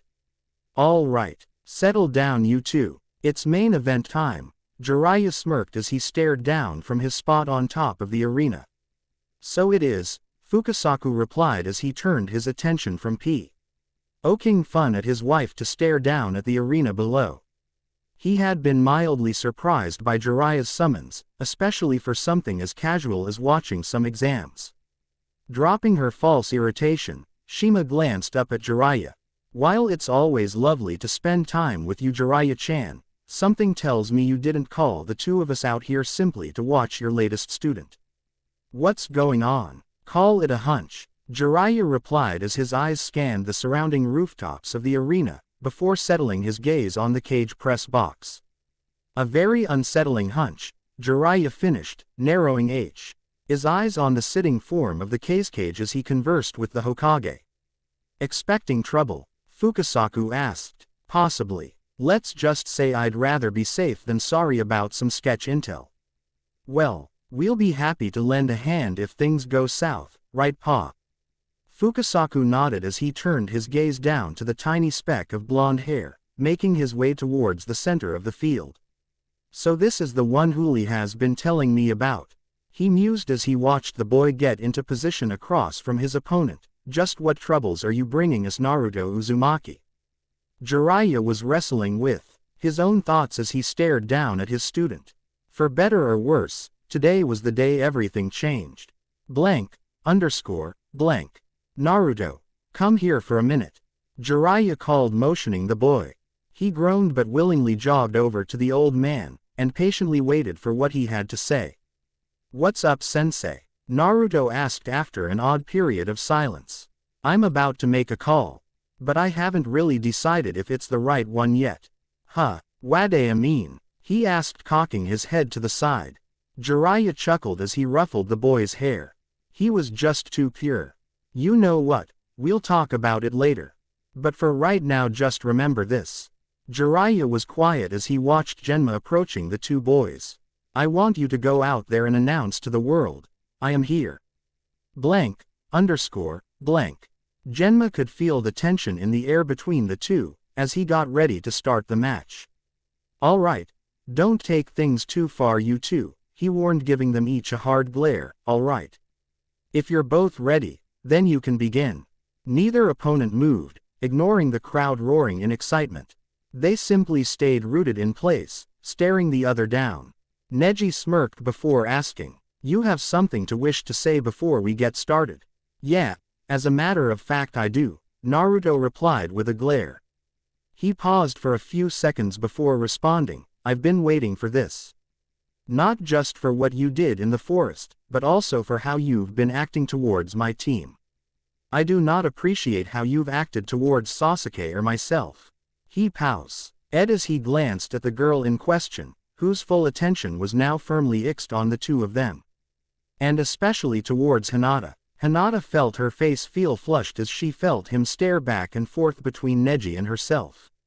I may not be the smartest guy in the world, but don't think I haven't noticed your effect on her, and not just from today. Any time you're brought up, it immediately places her on edge. I may not know the full story, but I do not take people bothering my team lightly. I don't care if you are her cousin, I do not tolerate bullies. Neji seemed unaffected by his woe. RDS as he began to settle into his opening stance. The words of a child. I think it's about time I showed you how pointless your little dream is, by reminding you of your place here and now. Likewise, Naruto responded as he also settled into his own stance. Silence swept over the arena as the whole crowd waited with bated breath for someone to make the first move. Neji was silent as he gazed at this opponent, tensing up at the slightest movement. Naruto smirked as he watched the frown on Neji's face. He suddenly jolted his body, causing Neji to jerk in alarm, prepared for the boy's oncoming assault. Instead, he grew frustrated as the blonde simply faked him out and continued to stay in place. A smile crept along Naruto's face at the boy's reaction, before he burst out laughing. Not letting his guard down, Neji remained frozen, watching the boy calm down to a chuckle.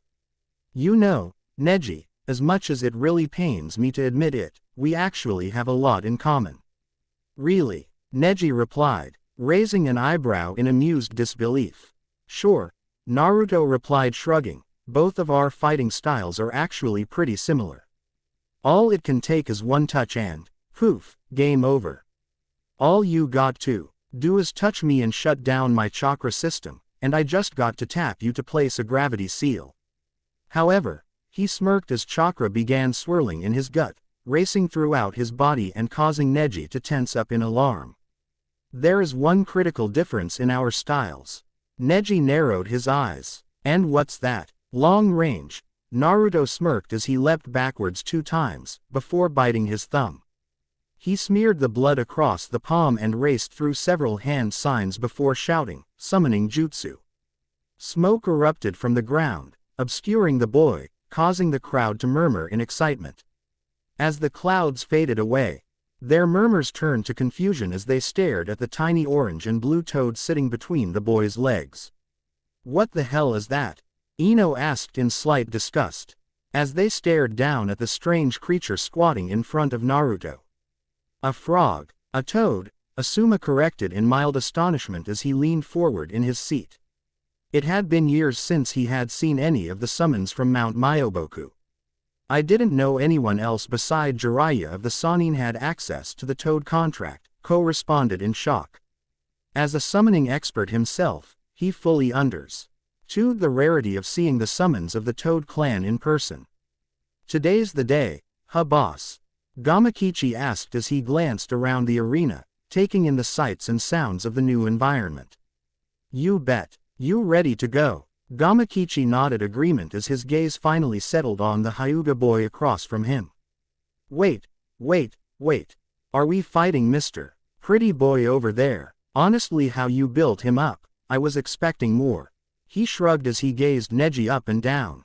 Neji ignored their ridiculous banter as he carefully eyed the tiny creature. It had cost Uzumaki quite a lot of chakra for him to pump out this creature. While he would call him one any day of the week, Uzumaki was admittedly no fool when it came to combat. His battles involving Lee and the Cloud Nin had certainly demonstrated that. He kept up his guard as the tiny toad plopped onto the boy's head. Well, certainly seems like a festive occasion, Gamakichi commented glancing around the arena. It's really working up my appetite. We really should cook something.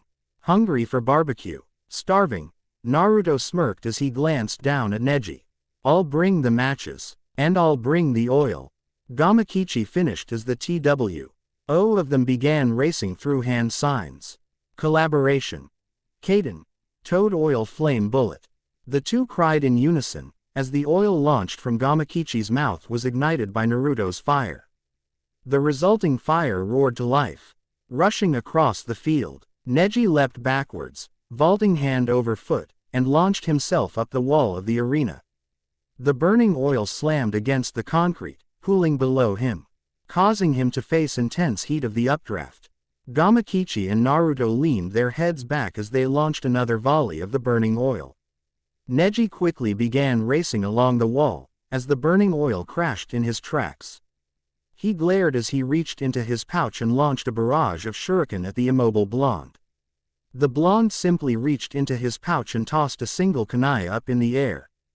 Gamakichi's tongue burst from his mouth, wrapping around the tiny hole in the handle.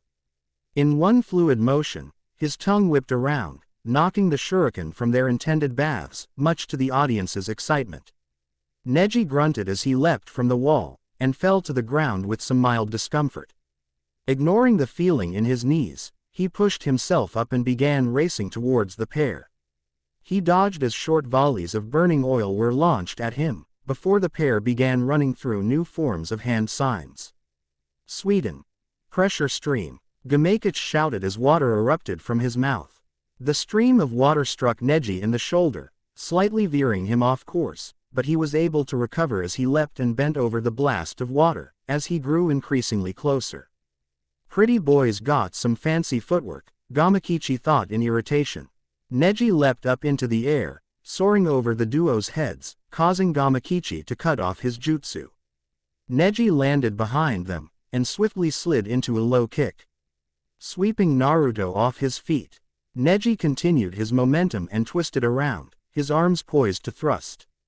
As his body turned to face the falling boy, Neji's palm flew forward, aimed for the boy's shoulder. As he was about to land the first blow, something slimy and wet firmly wrapped around his arm and forcefully tugged him off balance. Neji followed the appendage wrapped around his wrist, and glared up at the toad that had finally left his perch from Naruto's head. Should be paying more attention, Neji, a voice taunted below him, causing his eyes to widen as he glanced down at the blonde below, who had his own arm outstretched, inches away from his bare skin. The blonde's devious smile was in full force as he reached up and tapped Neji's outstretched arm, causing a black pattern to burst to life on his skin. Gamakichi reared his head back and yanked the Hyuga boy off to the side, allowing Naruto to leap up off his back. Neji pulled as hard as he could against the small creature, but he was shocked by the amount of strength the tiny toad seemed to hide in its body. Fine, he cursed to himself as he quit fighting against the creature. He wrapped his arm around more of the creature's tongue and grabbed hold of it with his other. Squeezing down as hard as he could, he began forcing as much chakra as he could into the tongue's muscles. Gamakichi released him instantly, squealing in pain as his tongue began to painfully constrict. Neji made 3 steps towards the creature, before he suddenly found it incredibly hard to move. He grit his teeth as he fought simply to remain on his feet. He tried to glance behind him, before a fist was smashed into his face. Neji reeled back as Naruto smashed him once in the mouth. Fighting against weight pressing on him, he thrust his arm out, only for Naruto to duck under it. As Neji's arm sailed over his head, Naruto crossed his right hand into a seal. Neji's eyes widened as he felt the weight on him increase, making it even harder to stay upright. He tried to turn to defend himself, but was surprised to find something wet smack against his face. He gasped as he glanced down to see Tiny Toad delivering a kick to his stomach. In any other situation, Naruto would have laughed. It was almost comical to watch Gamakichi fighting so earnestly with his tongue uncomfortably sticking out of his mouth, but this wasn't the time for that. The two of them took turns darting in and out, taking shots at the Hyuga genius, as he struggled to put up any resistance through the gravity seal. Blank. The crowd was honestly shocked as they basically watched the village pariah mop the floor with the prodigy of the Hyuga clan. They were not the only ones. Hinata and Sasuke were just as surprised as they were. Hinata had constantly lived her life watching Neji's back as a looming presence that she'd never overcome. To see Naruto dealing with him so easily was incredible. Sasuke was surprised to see this much efficiency out of the blonde idiot. His fighting style had improved a lot. Of course, he was fighting against an opponent who couldn't fight back, but he LD still see the improvements in his form. It was also in his eyes. The way they tracked Neji's movements. They just held more experience than the last time he watched him fight. Sasuke had a hard time suppressing a smile. Sure, he had to admit he was enjoying Neji face some karma, but the itch that had been born from watching Naruto's fight with L was back in full effect. He needed to know how they stacked up. Neji panted as he glared across at the two figures, patiently waiting for their next move. Before he could even make a step, Naruto rushed forward, sliding under his guard and sweeping his legs out from under him. As he fell backwards, his eyes widened as the tiny toad launched itself straight at him and smashed him with both legs, sending him flying. He groaned as he slid against the ground, until he came to an uncomfortable stop. Just as he had thought, the gravity seals were making it almost impossible to move. Having fun yet, Neji? 'Cause we can end this now if you want. The blonde taunted with a thick smile on his face. As fun as wailing on you is, I don't think kicking the Hyuga prodigy while he's down will look good on my resume when I'm applying for Hokage. Neji couldn't help but chuckle, as he forced himself to face Naruto out of the corner of his eye. Still clinging onto that ridiculous dream of yours. What of it? Hey, it's funny that you actually think that somehow you'll become the Hokage. The spot held for the greatest shinobi in the village will not be taken up by some random orphan everyone looks down on. Naruto was silent as he took a deep breath. He raised his hand in a sign, and Neji buckled as the gravity seals increased to an incredibly uncomfortable degree. He grunted as the ground beneath him actually cracked from the weight. Against Lee, Naruto had been sure to slowly increment the amount of gravitational force that affected his body in order to prevent the boy from seriously hurting himself. He saw no reason to continue that courtesy now.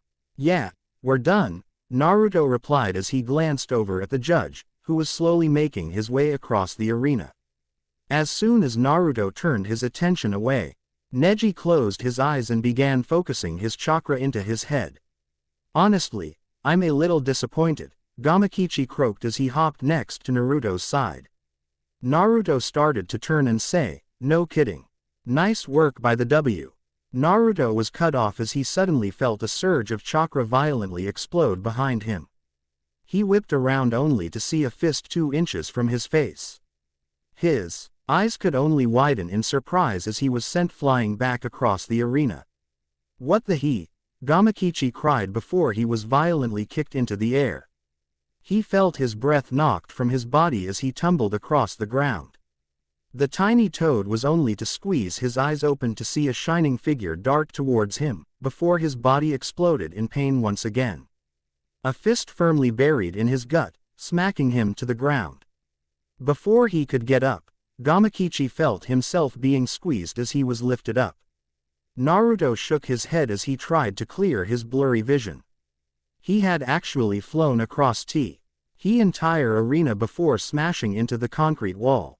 He placed a hand against the wall to steady himself as he glanced across the meadow. I'm sorry I seem to disappoint the two of you, but I do hope that this makes up for it.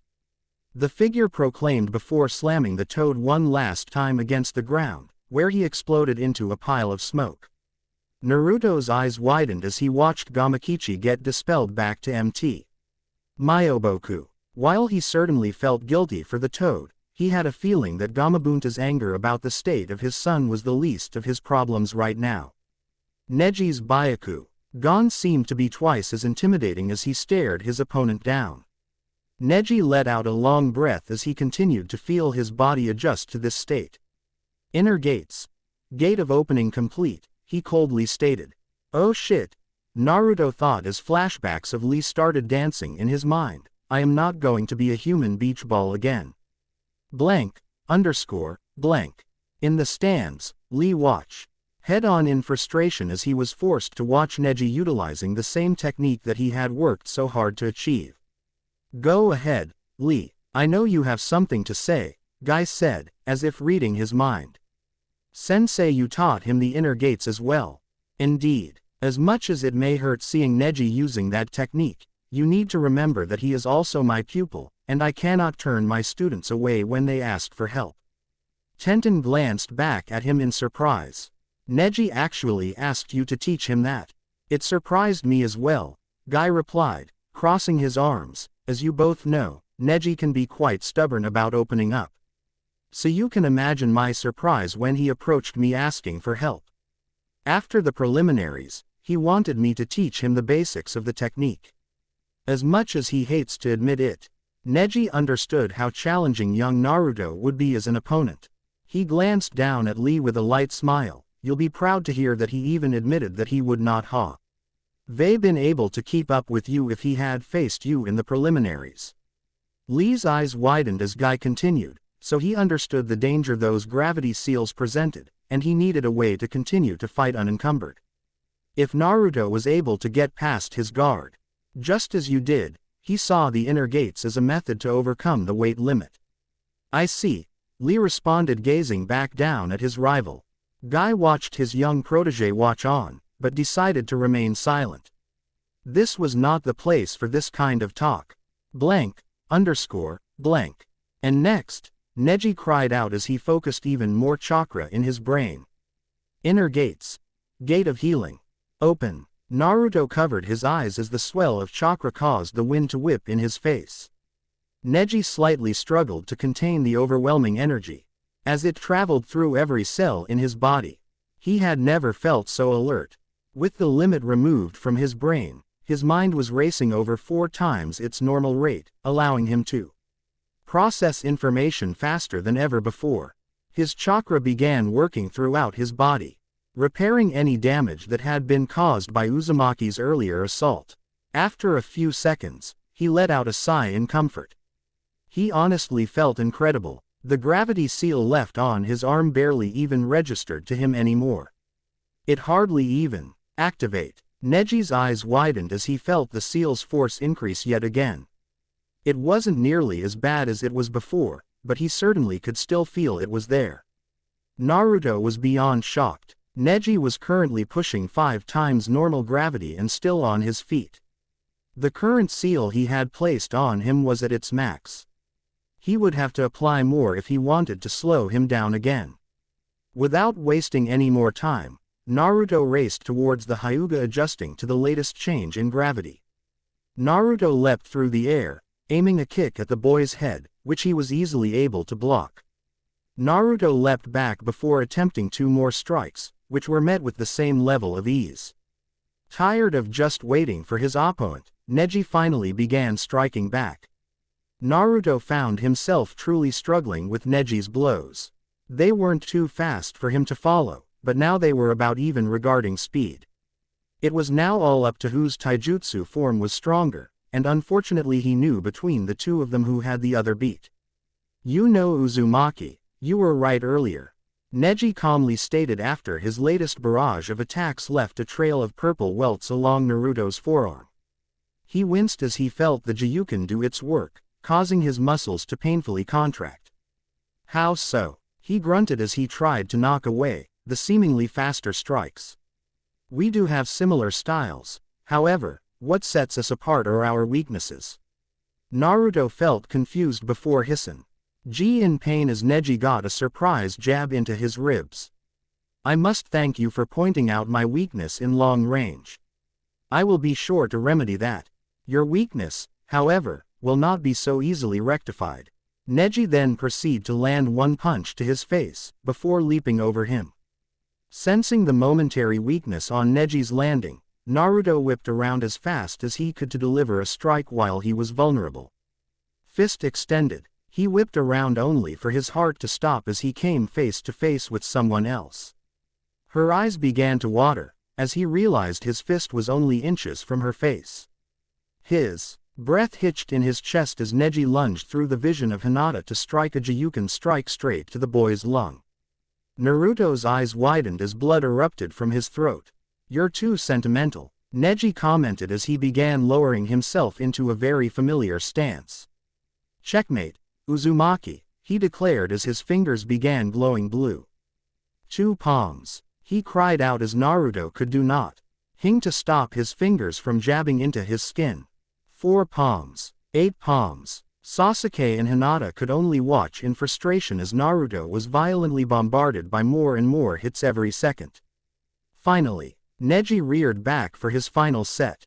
8 trigrams, 64 palms. A fountain of blue erupted across Naruto's body as Neji's fingers danced across his skin, shutting down every single chakra point they came in contact with. With a final shout, he slammed his hand into Naruto's chest, sending him sliding back a foot and a half.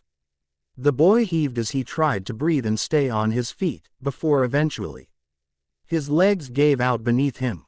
Neji was heaving himself as he rested on his knees. Performing each of the movements of the 64 palm techniques while being weighed down by the gravity seals was no easy task. However, he chuckled as he regained his breath and made his way towards his opponent. "I must say, Uzumaki, I am quite impressed. I might have to take back what I said. You're not a complete failure after all. At least not as much as she is." "Shish, shut up," Naruto growled as he forced his head to look up at Neji. He grit his teeth as he glared up at Neji, his smug grin only pissing him off more. "Grr, what is your problem? I'm used to people hating me, but why are you so cruel to her? She's done nothing to you." Neji's eyes flashed as he glared down at the blonde. "Nothing to me," he repeated. "Everything their fault. Both her and the rest of the main branch." "What the hell are you talking about?" Naruto gasped between breaths. Neji glanced towards the Genin's stands, and watched as Hinata shied away under his gaze. "It seems you're behind on your Hyuga history. Allow me to fill in the blanks that Hinata-sama failed to fill in." Naruto watched on in conference. Yujin as Neji removed his headband and silently began unwrapping the binds around his head. As he finished removing the final layer, Naruto was surprised to see the black marks adorning his forehead. While he didn't know exactly what it was, his brain was dissecting it almost by instinct. "Is that a seal?" he panted, unable to help his curiosity. "The caged bird seal," Neji angrily responded, tracing over the design with a finger. Hinata watched on in guilty silence, unaware of the tiny light emitting from her pouch as a white symbol etched itself into a scroll. He angrily glared across the stadium towards the VIP box towards one man in particular. On the outside, Hiyashi Hyuga met his nephew's glare with the same detached look he gave everyone. On the inside, he sighed, as he knew what was coming. Neji glared back at Naruto before angrily pointing at the seal. "This is a mark of suppression. Something forced onto all of the branch members at birth in order to keep us in line. Simply because of the order in which we are born, any member of the Hyuga may be forced to wear this for the rest of their lives. Naruto frowned as he saw Neji's muscles tense before he continued, "It's quite impressive in its cruelty. Would you like to know what it does? Imagine I were to disobey an order from one of the clan's elders, or perhaps a main branch member didn't approve of my tone when speaking to them. Regardless if it's deserved or not, any one of them can activate this seal, and you can take my word that no matter how much you might believe you're in now." He glanced over Naruto's disheveled form before closing his eyes and continuing, "Would be blissful relief compared to what it does to you." For once, Naruto had nothing to say, as Neji glared up at the cage box. It must be nice for the rest of the village to act oblivious and pretend that they don't allow this slavery to exist within their village's walls. As he ended his rant, Neji glanced back down at Naruto's troubled expression. He saw him glance over towards Hinata as asking her to verify if his story was true. Her refusal to meet his gaze told him everything he needed to know. She failed to mention that little detail, didn't she? That half of her clan was forced to live as slaves. Naruto was shaken from his stupor and grit his teeth as he glared back up at Neji. "Fine. That really sucks. But what does that have to do with Hinata?" True fury engulfed Neji's face, as he shouted, "She's the reason my father is dead. Blank, underscore, blank." As Neji recounted the story of the Hyuga affair, even Sasuke felt no small amount of pity for Neji. It all started to click to him, as he remembered his first conversation with Hinata regarding Neji just before they entered the Forest of Death. Glancing down at her, he was surprised what he saw. The way she held herself was completely different than what he expected. She did not shudder or shake. In fact, he was surprised by how relaxed her body posture was. There was no violent outburst of guilt or sadness. Instead, it was all in her eyes. Her large, lavender eyes expressed more than her actions ever could. They were almost glossed over, etched with guilt, pity, and misery. All the while, two constant streams of tears trailed down her cheeks. He was silent for a few moments before whispering, "You know that isn't your fault, right?" She simply shook her head, her gaze never leaving Neji's face, contorted in anger and pain. Yes it is," she murmured as her tears began to puddle at the bottom of her cheek. Sasuke fell silent, before a frown settled onto his face. "So you're telling me at 3 years old, you somehow intentionally planned to be kidnapped by Kumo?" The question completely caught her off guard, causing her to break her stare from Neji. She turned to face Sasuke, who seemed to be ignoring her gaze. What do you mean?" "Exactly what I said. You said it was your fault. So you're telling me that somehow you were able to arrange someone to kidnap you at 3 years old? I don't understand. I'm not going to repeat myself. Did you or did you not?" He replied more sternly this time, casting an eye on her. "Oh, of course not," she responded, taken aback by his tone. He let out a breath from nose, before turn his gaze back to the field. "Then stop saying it's your fault. Stop burdening yourself with guilt for something you didn't commit.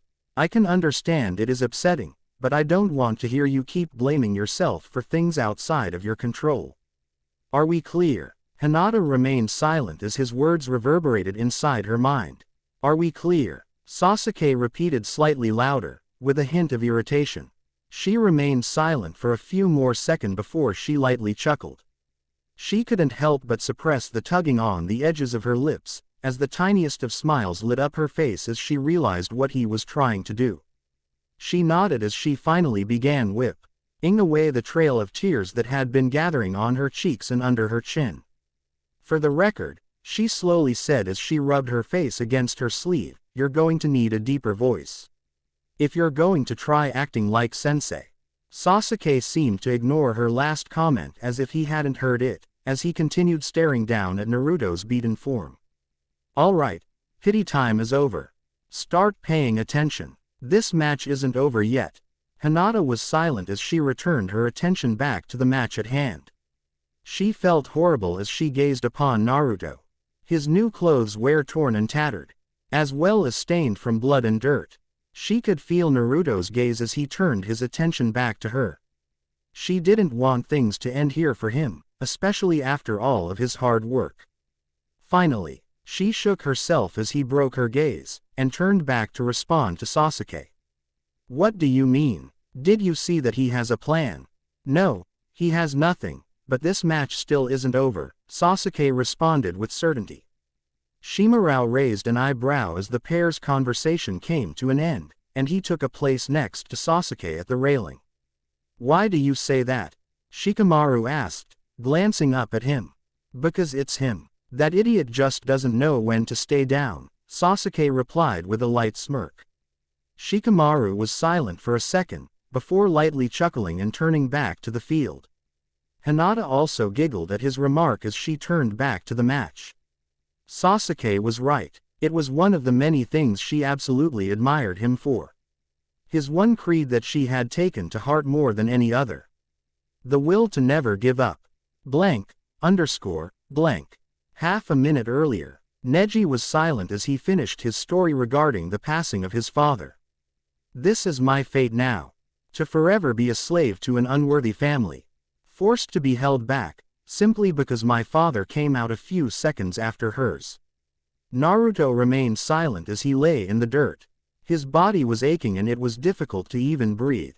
But regardless of that, his brain was running a mile a minute, fully digesting Neji's story. He winced as he turned his head to glance across the arena towards the balcony. Until his eyes fell on Hinata. It was obvious how guilty she felt. His gaze softened as he mind flashed back to the first time their team had ever met as a group.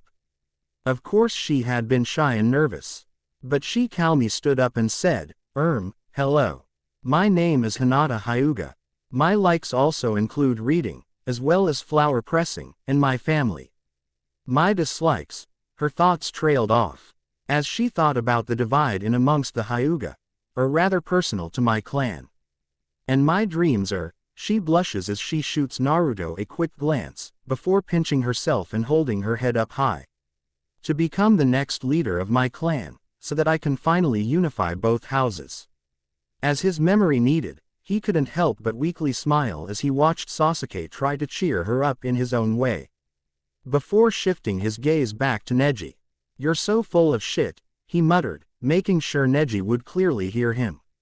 Neji's eyes flashed in irritation as he lifted his foot and began firmly applying pressure to Naruto's back. Come again. Naruto only chuckled under Neji's display of force. For someone with X-ray, binocular, and 360 degrees of vision, it's amazing how blind you are. Naruto pushed his head up and shouted. She cares about you all so much. All she wants to do is help you, but you just put her down and belittle her. Are you sure she's the one suppressing you?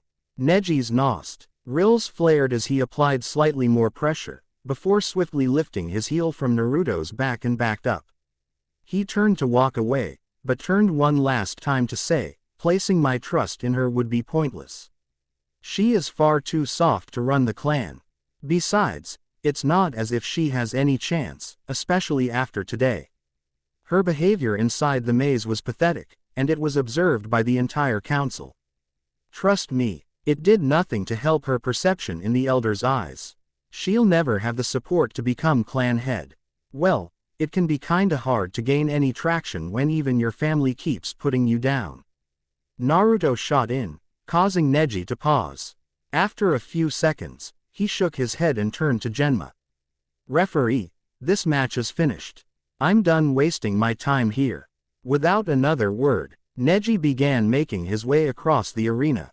Before he was even halfway back towards the stands, he paused as he heard a slight whistling sound.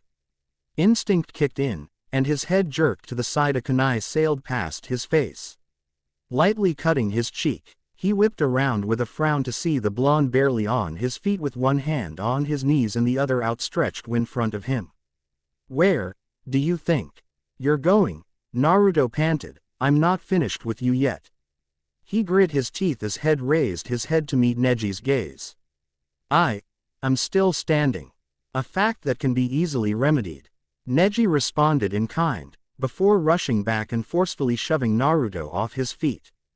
Naruto slid a few feet before painfully falling backwards onto his back, where he spent the next minute gathering his breath. Before he worked up enough energy to push himself to his feet. I'll give him this, he doesn't know when to give up, Neji thought as he watched Naruto teeter side to side, trying to stay on his feet. This is pointless. What do you hope to accomplish? You can't even access any chakra. Why do you keep getting back up? Naruto was silent before he slowly raised his hands into a single hand sign. Because you called us failures. He closed his eyes as he forced his body to begin tugging towards the mark along the middle of his stomach. He gritted his teeth, as he pushed his body to reach out and clamp onto the swirling body of chakra, as a loud roar echoed in his mind. Suddenly, Neji found himself fighting to keep his balance as a wave of violent chakra flooded accompanied with strong winds swept over the stadium. What the hell is this? He thought incredulously. He winced as he fought to cover his eyes from the strong winds, but even with his Byakugan, he was still confused at what was going on.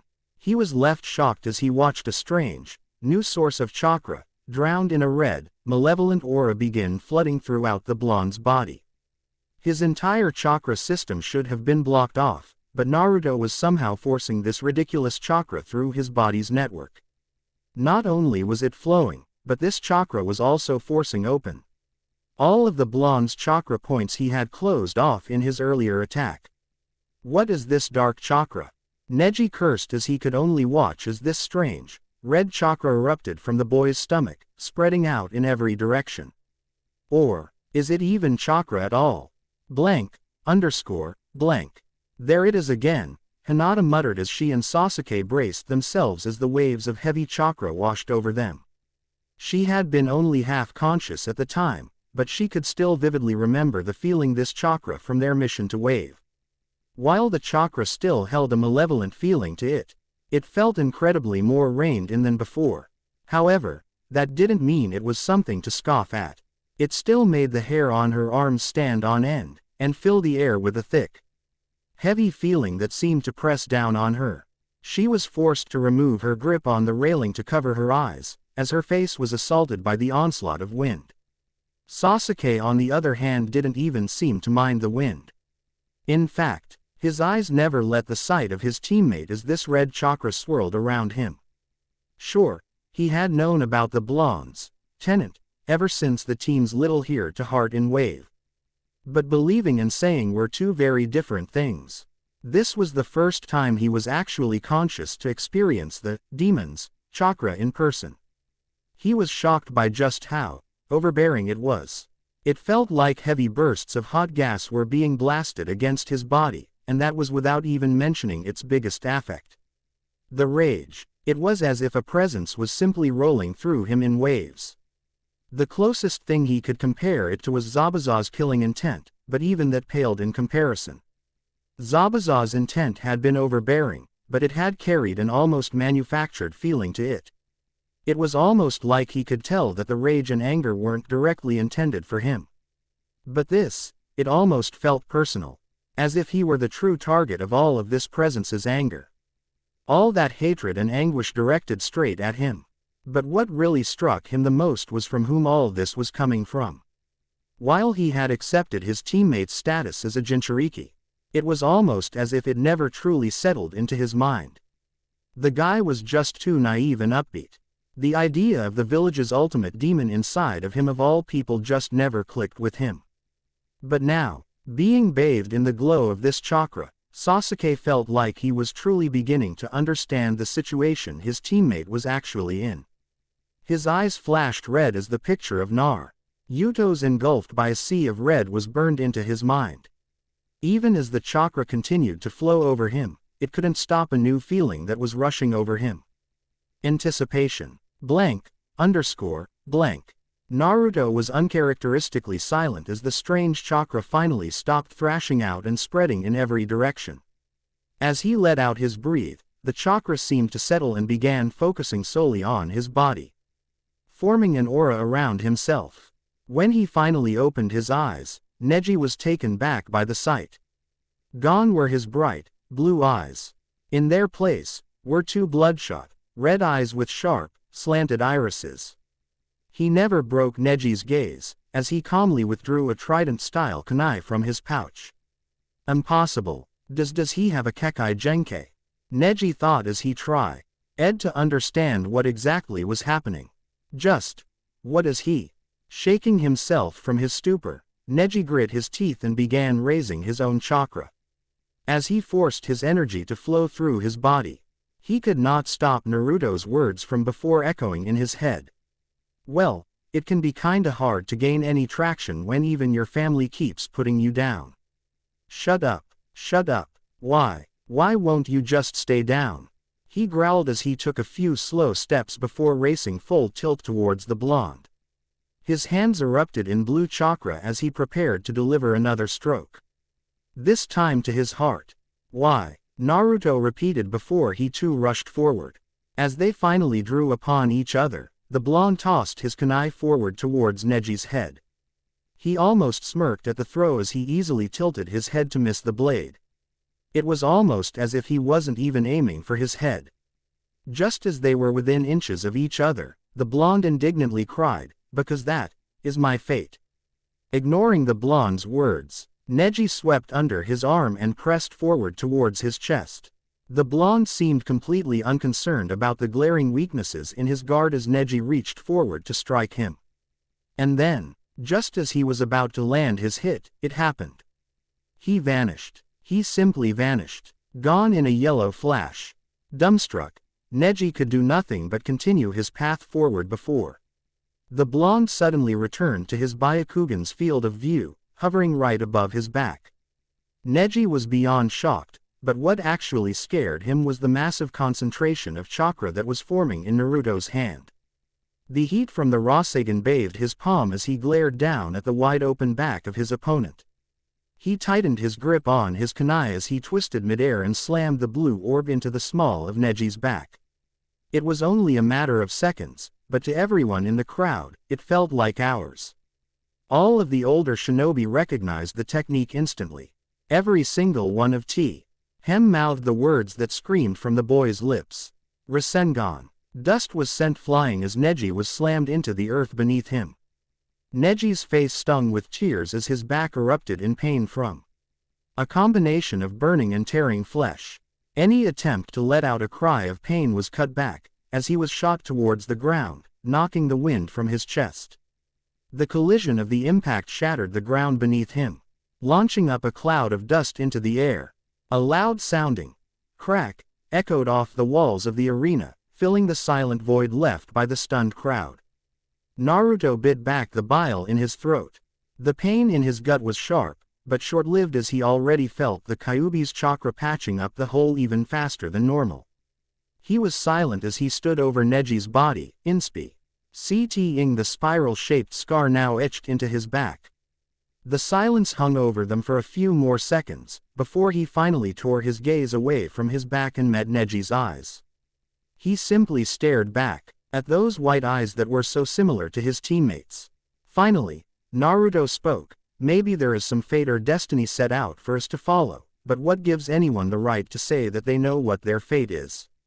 No one can see what the future holds, so just accepting something as fate is the same as giving up.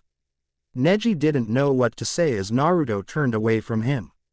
Sure, there are things in life we can't control. Things that we wish were different. Circumstances outside of our control. Naruto fell silent as he unconsciously placed a hand on the seal on his stomach. Moments of silence ticked by before he met Neji's gaze again.